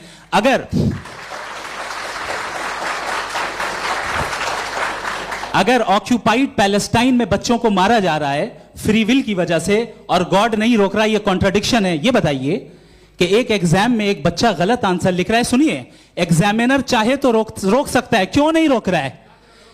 ये कॉन्ट्रडिक्शन है, ये कॉन्ट्रडिक्शन नहीं है। माइक नहीं सर, ये आपस में जी, ये क्या आपका सवाल? माइक दीजिए। फ्री विल दिया गया है टेस्ट के लिए, अकाउंटेबिलिटी के लिए। अगर फ्री विल नहीं होता तो आप कहते हैं हमें रोबोट बना दिया गया। नॉट मिसरिप्रेजेंट माय पोजीशन, आपकी जो भी पोजीशन, मैं अपनी फ्री विल के नाते, अपने ह्यूमन विजडम के नाते गाजा में हो रही अत्याचार का विरोध करता हूं। बिल्कुल करना चाहिए। के हिसाब से मैं गॉड की विजडम का विरोध कर रहा हूं? बिल्कुल नहीं, जो हो रहा है गॉड, बिल्कुल भी नहीं, बिल्कुल भी नहीं। उसका वहां पर गाजा में कत्ल होना ये इंसानों के गलत इस्तेमाल का नतीजा है, फ्री विल के इस्तेमाल का नतीजा है। गॉड इसका हुक्म नहीं देता, उससे रोकता है। यही तो मसला है ना, आपके लिए कॉन्सेप्ट क्लियर नहीं भाई, आपने तो बताया था इंजेक्शन लगाने से बच्चे को तकलीफ होती है, ये इंजेक्शन लगा। सर आप ऐसे रेटोरिक स्टेटमेंट दे तब तो कोई मसला नहीं समझते रहेंगे। This is a rhetoric statement, this is not a logical argument sir. I am sorry. आखिरी 30 मिनट बड़े मुश्किल होने वाले हैं जी। मुफ्ती साहब आगे बैठे हैं, इनको माइक दीजिए। हाँ तरुण, माइक आप अपने पास रखिए, आपको कैमरे का फ्रेम पता है जी। सबसे पहले दोनों को मुबारकबाद। एक सर अपना आप नाम बता दें। आप अमेरिका में शिकागो में रहते हैं, इतना मुझे याद है। बताया आपको, यासिर नदीम अलवाजदी मेरा नाम है। जावेद सर आपसे एक क्वेश्चन है इन्फिनिट रिग्रेस के ताल्लुक से। एक हाइपोथेटिकल सिनेरियो है, मसलन अगर आप सर माइक थोड़ा सा प्लीज क्लोज रखिए जी। अगर आप शायर इसलिए हैं कि आपके कोई उस्ताद शायर थे, और वो इसलिए शायर थे कि उनके कोई उस्ताद शायर थे, और इसी तरीके से हम माजी में पीछे चलते चलते चले जाएं और कहीं ना रुके, तो माफ कीजिएगा आप कभी शायर नहीं हो सकते। लेकिन आप शायर हैं, आपका शायर एग्जिस्ट करता है, इसका मतलब ये है कि आप कहीं ना कहीं रुके हैं। तो मेरा सवाल ये है कि क्या आप इन्फिनिट रिग्रेस ऑफ कॉजेस को लॉजिकल फैलेसी मानते हैं या नहीं मानते? हाँ या ना?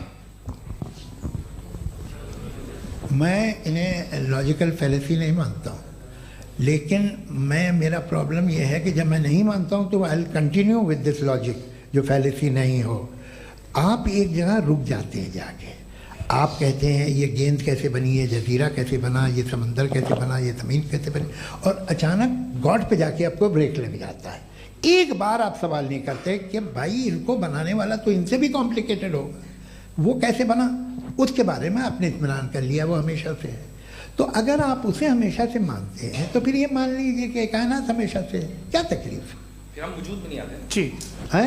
हम मौजूद नहीं। अच्छा सर क्यों नहीं हो मैं सकता? बताऊं प्लीज प्लीज। जैसे मैंने मिसाल दी आपके शेर, आपका शेर कभी वजूद में ना आता अगर शायर इसी तरह चलते रहते हमेशा। जी माइक मेरे ख्याल से एक सेकंड। इन्फिनिट रिग्रेस का कॉन्सेप्ट क्लियर नहीं हो पाया, ऐसे रहने दें, लेट्स मूव ऑन सर। ठीक है, हाँ थोड़ा सा मॉडरेटर का भी ख्याल रखें। नहीं नहीं आपने तो रखा है, आपने रखा है।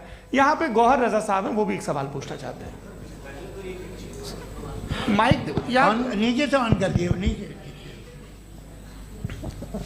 पहले तो ये कह दूं कि मैं उन बच्चों से शर्मिंदा हूं जिनको गजा में कत्ल किया गया,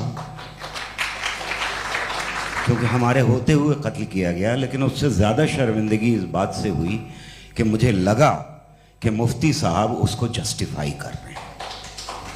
बिल्कुल भी नहीं, आप बहुत ही गलत। मुझे लगा मैं गलत हो सकता हूं, बिल्कुल गलत। मैं सवाल पूछ रहा हूं, सवाल मैं देखिए, सवाल अगर पूछ रहा हूं। एक मैं सेकंड, जावेद भाई गौर से साहब, डिसएग्री गौर करता साहब, हूं। एक सेकंड देखिए, अगर देखिए ऐसा एक सेकंड आप सर वेट अरे आप कुछ मेरे पहले मुझे अपनी बात क्या लेने दीजिए।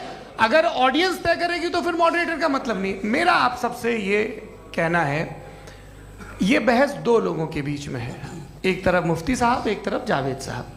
पिछले 1.5 घंटे से ये लोग अपने अपने तर्क रख रहे हैं। आपकी इनसे इत्तेफाकी हो सकती है, ना इत्तेफाकी हो सकती है। मेरे उस्ताद मुझे सिखा गए हैं कि मुखामुखम में असहमति की गुंजाइश बची रहनी चाहिए।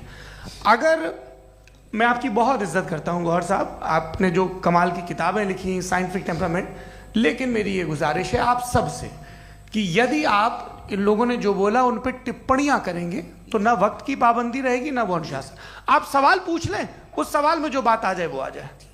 मैं जावेद साहब से डिसएग्री करता हूं, इसलिए जावेद साहब से सवाल पूछ रहा हूं। आपका सवाल जावेद अख्तर साहब से। और सवाल ये है मेरा कि जावेद साहब ने कई बार लॉजिक का इस्तेमाल किया कि साइंस में लॉजिक है और रिलीजन में लॉजिक नहीं है। मेरा ख्याल ये है कि रिलीजन में भी लॉजिक है, लेकिन उस लॉजिक की बेसिस ये है कि आप रुक जाते हैं, जिसका जिक्र जावेद साहब ने बार बार किया, यानी खुदा के तसव्वुर पे आते हुए, गॉड के तसव्वुर पे आते हुए रुक जाते हैं।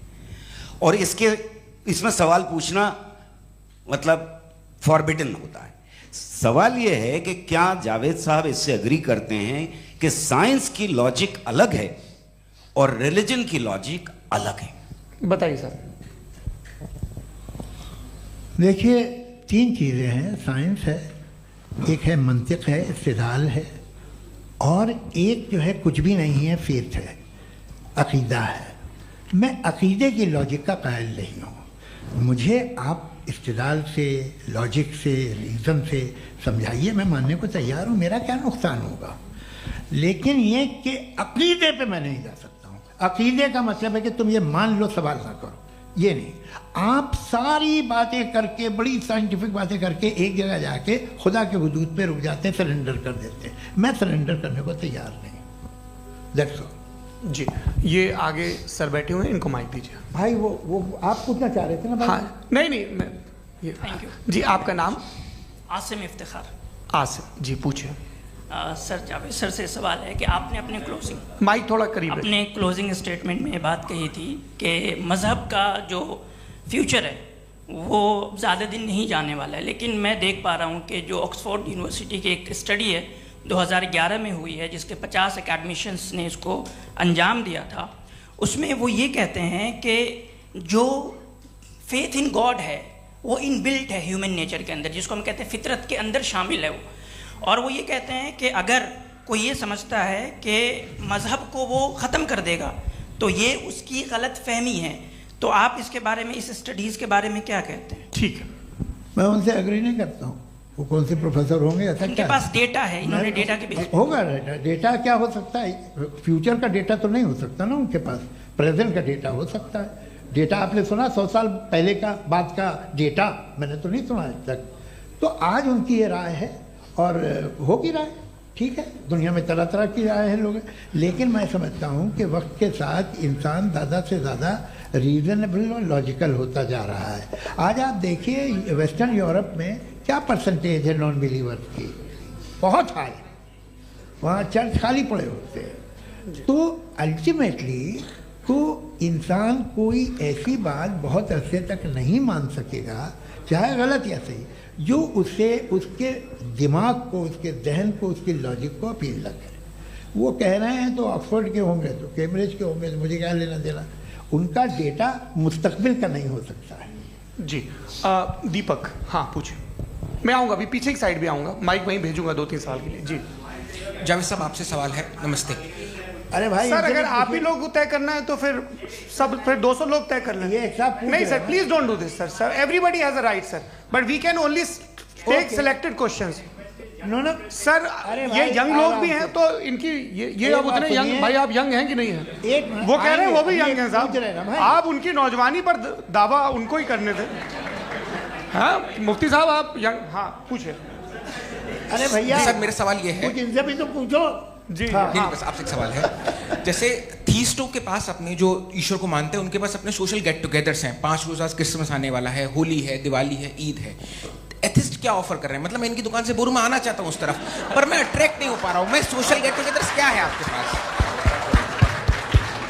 वो ये कह रहे हैं कि जो धार्मिक लोग हैं, अलग अलग धर्म के लोग, उनके उत्सव त्योहार कॉन्ग्रेगेशन बहुत हैं। अब आपको मैं एक सुनाता हूँ, यहाँ हिस्टोरियन भी बैठे हैं, मृदुला जी आप बताइएगा सही है कि नहीं। ये एक कॉन्स्टेंटाइन, एक ग्रीक रोमन बादशाह था जो क्रिश्चियनिटी आने के 400 साल बाद उसने डिसाइड किया कि मैं क्रिश्चियन हो जाऊंगा, मेरी पूरी स्टेट कैंसिल हो जाएगी।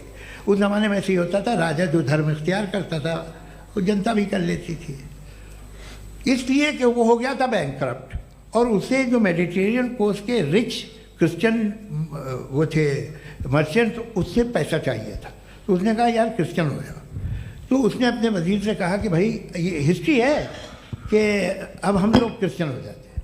पहले सर हो जाएंगे, कोई प्रॉब्लम नहीं है, लेकिन एक प्रॉब्लम ये है कि 17 दिसंबर से 25 दिसंबर तक जो पेगन फेस्टिवल होता, जो पेगन्स थे वो लोग, जो फेस्टिवल होता है वो बंद हो जाएगा, इसलिए कि हम क्रिश्चियन हो गए तो होगा नहीं। तो वो बच्चों को बहुत बुरा लगेगा, पब्लिक को बहुत इन्जॉय करते हैं, खासतौर से 25 को मेन डे। तो उसने कहा हाँ ये तो सही कह रहे हो, ये जीसस क्राइस्ट की पैदाइश कब थी? पहले साहब वो अप्रैल में थी। नहीं, कट करो, वो 25 दिसंबर को है। यह हकीकत है जी। और 400 साल बाद क्रिश्चियनिटी के अप्रैल से दिसंबर ले आए, और इसलिए कि यहाँ पेगन फेस्टिवल होता था। अब मनाते हैं आप आराम से। ये जो सारे फेस्टिवल हैं ये रिलीजन से, हर एक को एक इंटरटेनमेंट डिपार्टमेंट चाहिए होता है अपनी कंपनी चलाने के लिए। तो ये रिलीजन ने, ये सेकुलर त्यौहार थे जिन्हें रिलीजन्स ने ले लिया है। ये मौसम के थे, फसलों के थे, किसानों के थे, उसको आपने लेके रिलीजियस रंग दे दिया। ये कोई रिलीजन से थोड़ी आए आप। अच्छा हमें देखिए, हम तो मुल्द हैं, हम ईद मनाते हैं, हम दिवाली मनाते हैं, हम होली मनाते हैं, हम क्रिसमस मनाते हैं। बम्बई की फिल्म इंडस्ट्री की सबसे बड़ी होली हमारे घर में, सबसे बड़ी ईद हमारे घर में। वो हमारे सोशल वो है, हमारे हेरिटेज है। ऐसा थोड़ी है कि we will throw the baby along with the water. ये तो अच्छी चीज़ है, इन्हें रखो, जो बेकार है फेंक दो। जी हाँ, हेलो जी, मेरा सवाल नादवी जी से है। जैसा कि आपने बोला कि गॉड टाइम के भी परे हैं, और गॉड इतनी कॉम्प्लेक्स चीज़ है कि उसे ह्यूमन माइंड समझ नहीं सकता, और गॉड ने अर्थ पे फ्री विल भी दे दी है। तो आप अपना वक्त ज़ाया क्यों कर रहे हैं गॉड के बारे में बात करके? अपन को तो बात करनी चाहिए कि सोसाइटी को बेहतर कैसे करें। जी, मैं गॉड वही बताता है सोसाइटी को कैसे बेहतर करें। अभी मैं आपका जवाब देता हूँ। आपने कहा कि टाइम पे वो एग्जिस्ट नहीं करता, नहीं, मेरा सवाल ये है कि जैसा आपने बोला कि गॉड बहुत ही कॉम्प्लेक्स चीज है। मैंने कहा ही नहीं कि कॉम्प्लेक्स है, तो आपके अल्फाज हैं। कॉम्प्लेक्स का लफ्ज गॉड के लिए सुइटेबल नहीं है। क्यों? क्योंकि कॉम्प्लेक्स वो चीजें होती हैं जो ऑब्जेक्ट हो। God is not an object जिसको आप इंस्ट्रूमेंट के जरिए लेबोरेटरी में जाके टेस्ट करें, oh it's very complex. No, वो कोई कार का इंजन नहीं है। वो फिलोसॉफिकली नेसेसरी बीइंग ऐसी बीइंग है जो सिंपल बीइंग है। हाँ, आप उसको मुकम्मल तौर पे उसकी तमाम हिकमतों को जान ले और हर चीज को जान ले, ये पॉसिबल नहीं है, क्योंकि वो ऑल वाइज है, आप ऑल वाइज नहीं है, और वो खुदा है, वो आपको सारी चीजें बता दे, ये जरूरी नहीं। मेरा सवाल ये नहीं था, मेरा सवाल ये था कि जब गॉड इतना परे है इस दुनिया से कि उसने अर्थ पे फ्री विल भी दी है, हम सब ह्यूमंस की फ्री विल है, और जो सोसाइटी में हो रहा है वो अपन लोग डिसाइड करेंगे, तो अपन लोग डिसाइड नहीं करेंगे ना, अपन लोग डिसाइड नहीं करेंगे। गॉड जो है, गॉड ने वो उसकी जात, उसकी एग्जिस्टेंस टाइम एंड स्पेस से परे है, लेकिन वो हमारा टेस्ट ले रहा है और उसी गॉड ने हमें बताया कि तुम्हें क्या करना है क्या नहीं करना है, तो जाहिर है उस गॉड की बात सुनेंगे ना हम। जी, वो पीछे एक चश्मा लगाए जो मैम खड़ी हैं, उनको दीजिए। हाँ, आप जी जी बिल्कुल आएंगे। देखिए मैं कोशिश कर रहा हूँ सब तरफ जाने की। हाँ, उनको दीजिए माइक। जी, हेलो सर, मैं ओमनी प्रेजेंट नहीं हूँ, टाइम पाबंद हूँ और जहां तक कोशिश कर सकता हूँ करूंगा। जी, अपना नाम बताइए। मेरा नाम उर्सुला है, मैं दिल्ली यूनिवर्सिटी की एक स्टूडेंट हूँ और मैं स्टूडेंट फेडरेशन ऑफ इंडिया से हूँ। मेरा सवाल मुफ्ती जी से है कि इस हॉल के इस कमरे में बैठ के हम लोग रेप की मोरालिटी के बारे में फिलोसफिकली बात तो कर सकते हैं, बट असलियत ये है कि रोज़मर्रा की ज़िंदगी में औरतें रेप के थ्रू गुजरती हैं, और हम लोग सिर्फ नंबर्स पे इस तरह नहीं देख सकते, क्योंकि कितनी औरतें हैं इन कंट्रीज़ में जहाँ पे आप बता रहे हैं कि केसेस कम हैं, जिनका एक्सेस है कि वो जाके केस फाइल कर सकें। कितनी औरतें हैं जो जिनको काम करने की आज़ादी है उन कंट्रीज़ में। यूरोप में ये आज़ादी आ गई, यूरोप में ये रूल्स आ गए, तो हम आज उसके बारे में बात कर पा रहे हैं। जी, जवाब। आपने ये कहा कि कमरे में बंद होकर हम लोग इस पर फिलोसफिकली बात कर सकते हैं, लेकिन हकीकत में क्या हो रहा है, वो ग्राउंड लेवल पे क्या हो रहा है जो बहुत गलत हो रहा है, और वो सफ़र कर रही हैं। आई एग्री, बहुत गलत हो रहा है, और जो गलत हो रहा है उसको हमें रोकना है। और क्यों रोकना है, वो गलत क्यों है, हमारे पास इसका ऑब्जेक्टिव फाउंडेशन है, इनके पास उसका ऑब्जेक्टिव फाउंडेशन नहीं है। मैं ये कहना चाह रहा हूं कि जहां पे भी जुल्म हो रहा है, जहां पे भी औरत पे जुल्म हो रहा है, या उसकी इज्जत लूटी जा रही है, या उसे तकलीफ पहुंचाई जा रही है, और सिर्फ औरत नहीं, किसी इंसान के ऊपर भी जुल्म हो रहा है, तो उसके खिलाफ खड़ा होना, ये मॉरलिटी हमारे पास गॉड के पास से आई है। वरना जावेद साहब तो कह रहे हैं कि जो है मेजॉरिटी डिसाइड करेगी, तो मेजॉरिटी तो कभी भी बदल सकती है। क्या आप ये थोड़ी सी आपको गलतफहमी है। मैं अगर मेरे जुमले से ये मदनत निकला या मैंने कहा, तो ये जुमला मैं वापस लेता हूँ। ये मेरा मतलब ही नहीं था कि मेजॉरिटी डिसाइड करेंगे। मेजॉरिटी डिसाइड करे तो दुनिया में बड़ी, वैसे आपने कहा था ये जुमला, अच्छा हो सकता है, मैं मान रहा हूँ, बाद में रिकैप कर लेंगे। अरे एक सेकंड, मैं अपनी एक्सप्लेनेशन देता हूँ। मुनासिब बात यह है कि हम सब के सब दिल में जानते हैं कि क्या अच्छा है क्या बुरा है, हमें पता है अच्छी तरह से। जो लोग बुरे काम करते हैं उन्हें भी मालूम अच्छा क्या है। यही तो सवाल था हजरत कि फिर ये मोरालिटी आई कहाँ से? Cross examination. हाँ जी, हाँ। मोरालिटी साथ रहने की डिजायर से आई, यानी साथ रहकर जो कुछ कह दे, जो कुछ कर दे, वो हो जाएगा। नहीं नहीं, तो आप कायदे से रही कर सकते हैं जब तक लोगों में मोरालिटी हो, वरना क्यास हो जाएगा। ये आपको कैसे पता? जी, हमने देखा ना, जहाँ मोरालिटी का क्यास हो गया, हम देखते हैं। कहाँ पे देखते भाई? दुनिया में। आप जो कह रहे हैं, आप कहीं पे अगर गलत हो रहा है तो उसको आप गलत देखिए। आप एपिस्टेमोलॉजी की बात कर रहे हैं, मैं ऑन्टोलॉजी की बात कर रहा हूं। मैं इस बहस के बाद आप दोनों लोगों को चाय पे होस्ट करूंगा, वहां पे क्रॉस एग्जामिनेशन कर लीजिएगा। अभी ऑडियंस का हक मार रहे हैं आप लोग भाई, सर जस्ट लोग हैं आप लोग। और ये भाई ये हाँ, उधर आएंगे, जी सर आएंगे। अच्छा सर, मेरा नाम लईकुर रहमान है और मैं अलीगढ़ मुस्लिम यूनिवर्सिटी का स्टूडेंट हूँ, और जहाँ तक मुझे पता है कि sir you are also product of Aligarh Muslim University. मैं भी उसी चमन का बुलबुल। हाँ सर, तो बहुत खुशी हुई मुझे जान करके कि मैं आपसे मिलूंगा। सवाल सर, मेरा सवाल यह है, सर सैयद अली रहमा का नज़रिया यह था कि खुदा के वजूद को अक़ल के दायरे में रह कर के तलाश करना, न कि पूरी तौर से उसका इनकार कर देना। Sir, how will you define it? नहीं, तो ये तो आप इन्हें बताइए। ये सवाल आपसे खुदा का वजूद साबित कर रहे हैं। नहीं तो सर, आपने इनकार कर रखा है, इस वजह से मेरा क्वेश्चन। उन्होंने यही सर से एक सेकंड, सर सैयद ने यही कहा ना कि अक्ल से आप खुदा के वजूद को साबित नहीं कर सकते, यही कहा ना भाई। वो उन्होंने कहा कर सकते हैं और वो कर दिया गया आज। वो फोन दो।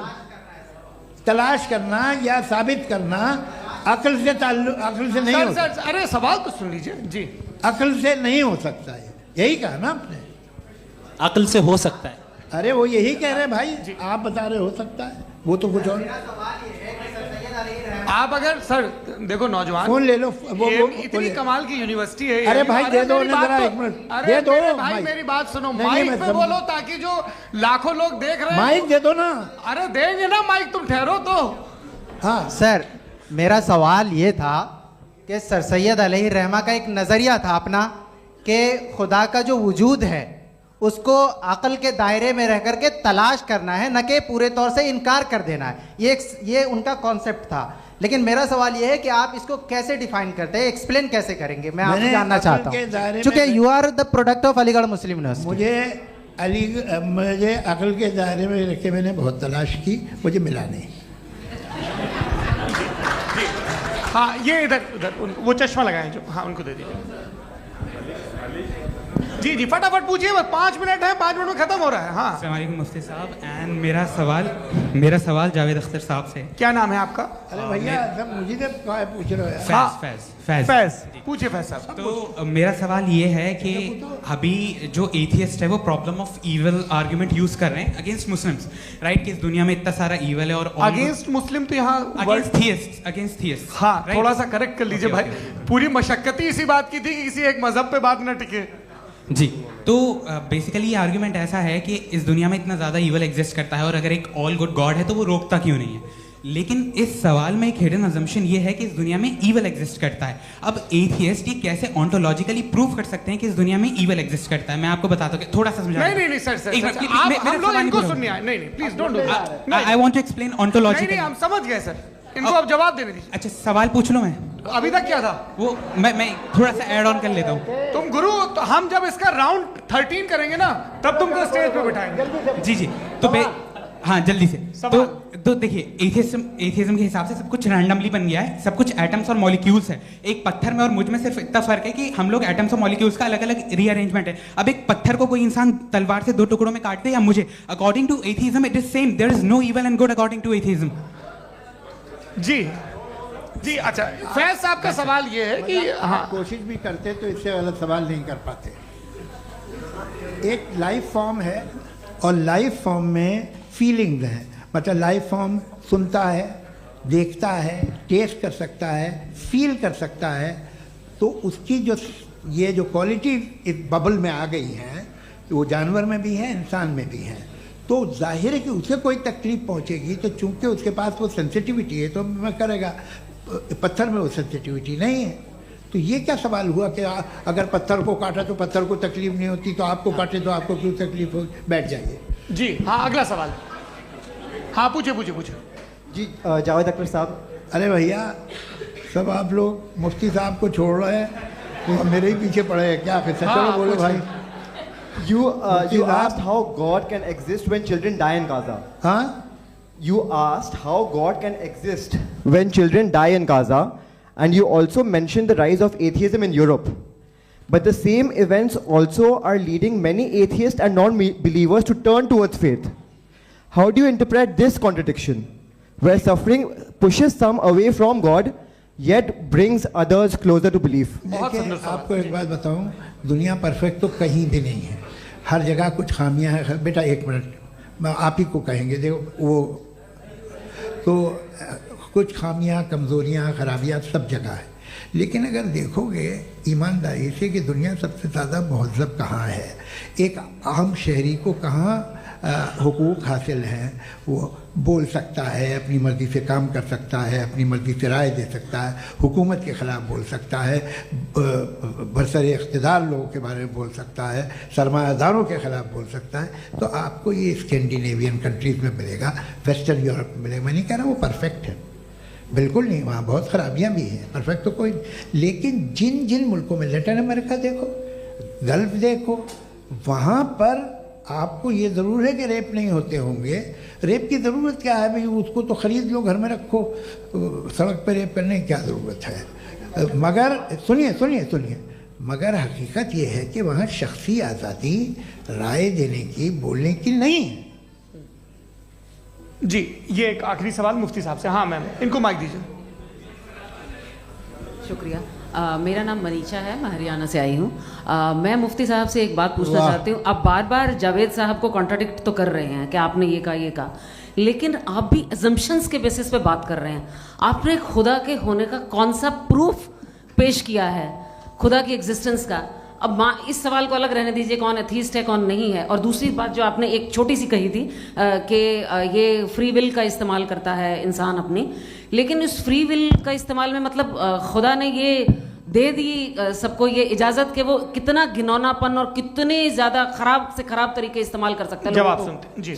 आप फ्री विल को मानती है ना, या अब कहती है कि फ्री विल नहीं है ना? मानती है ना? तो अब आपके पास इसका कोई एक्सप्लेनेशन नहीं है कि अगर एक इंसान उस फ्री विल का इस्तेमाल करके गलत काम कर रहा है और बच के अच्छी ज़िंदगी गुजार के निकल जा रहा है, उसका कोई रिकम्पेंस नहीं है। हमारे वर्ल्ड व्यू में जो इंसान गलत काम कर रहा है उसको भी रिकम्पेंस यानी उसका बुरा बदला मिलना है, और जो सही काम कर रहा है उसको सही बदला मिलना है। लिहाजा जो फ्री विल है वो इस तरीके से है कि एक लिमिटेड टाइम तक खुदा ने मोहलत दी है। ऐसा नहीं कि छूट दे दी, जो करना है करते रहो हमेशा। वक्त आएगा जब एग्जाम का टाइम खत्म होगा तब रिजल्ट आएगा। दौराने एग्जाम जबरदस्ती आपको नहीं बताया जाएगा। अरे भाई एक सेकंड जी, एक सवाल मुफ्ती साहब से मेरा मुफ्ती साहब से जी, हाँ मैम रुक जाइए। आपसे फोन आप इसके बाद आपसे यही रहेंगे वो। हाँ बोलिए। मैं मुफ्ती साहब एक ही सवाल करता हूँ कि अगर जो हो रहा है फ्री विल से हो रहा है और एक दिन बरोज़ क़यामत इंसाफ होगा मैशर में वगैरह वगैरह, तो दुआ क्यों मांगते हैं लोग? दुआ मांगते हैं इसके मतलब है अभी भी उसने ये डिपार्टमेंट रखा है कि मैं रोज़मर्रा की ज़िंदगी में बिल्कुल बिल्कुल ही कैन। तो तुम कैन हो, तुम मुझे नौकरी दिला देते हो, मेरे बेटे को ग्रीन कार्ड दिला देते हो, और 45,000 बच्चे मरते हो उन्हें रोकते नहीं हो। नहीं तो क्या आप ये कह रहे हैं कि इस दुनिया में जालिमों को कभी पकड़ ही नहीं होती है? अरे जो भी पकड़ होगी वो बच्चे रोते हैं। बिल्कुल, देखिए मैंने अपने ओपनिंग स्टेटमेंट में यही कहा था कि जनाब जावेद साहब सिर्फ इमोशनल आर्गुमेंट देंगे। This is an emotional argument. ये छोटे मोटे इसके पीछे का रीजन मैंने बताया क्या है, इसके पीछे का विजडम क्या है मैंने बताया। मंच से आप लोगों को सज्जनों इसलिए कह रहा हूं ताकि थोड़ा सा आपके कॉन्शियंस पे जोर रहे कि आपको ऑर्डर बचा के रखना है। वक्त तय हुआ था, ये वक्त पूरा हुआ, आपने इतने धैर्यपूर्वक सुना, मैं आप सबका बहुत बहुत शुक्रगुजार हूं। यदि इन दोनों विद्वानों की इच्छा होगी तो कभी हम इस बातचीत का राउंड 2 राउंड 3, यही तो देखिए खूबी है इंसान की कि बहस मुबाहसे में वो पड़ा रहता है। आप लोगों ने बड़े धैर्य का परिचय दिया, बहुत बहुत शुक्रिया। इसी के साथ ये बातचीत यहाँ पे समाप्त होती है। आप लोग को मैं एक बात बता दूं, ये सारी बहस हो गई, अब मुफ्ती साहब और बड़े मुफ्ती साहब इन साथ के साथ मैं खाना खाने वाला हूँ। अच्छा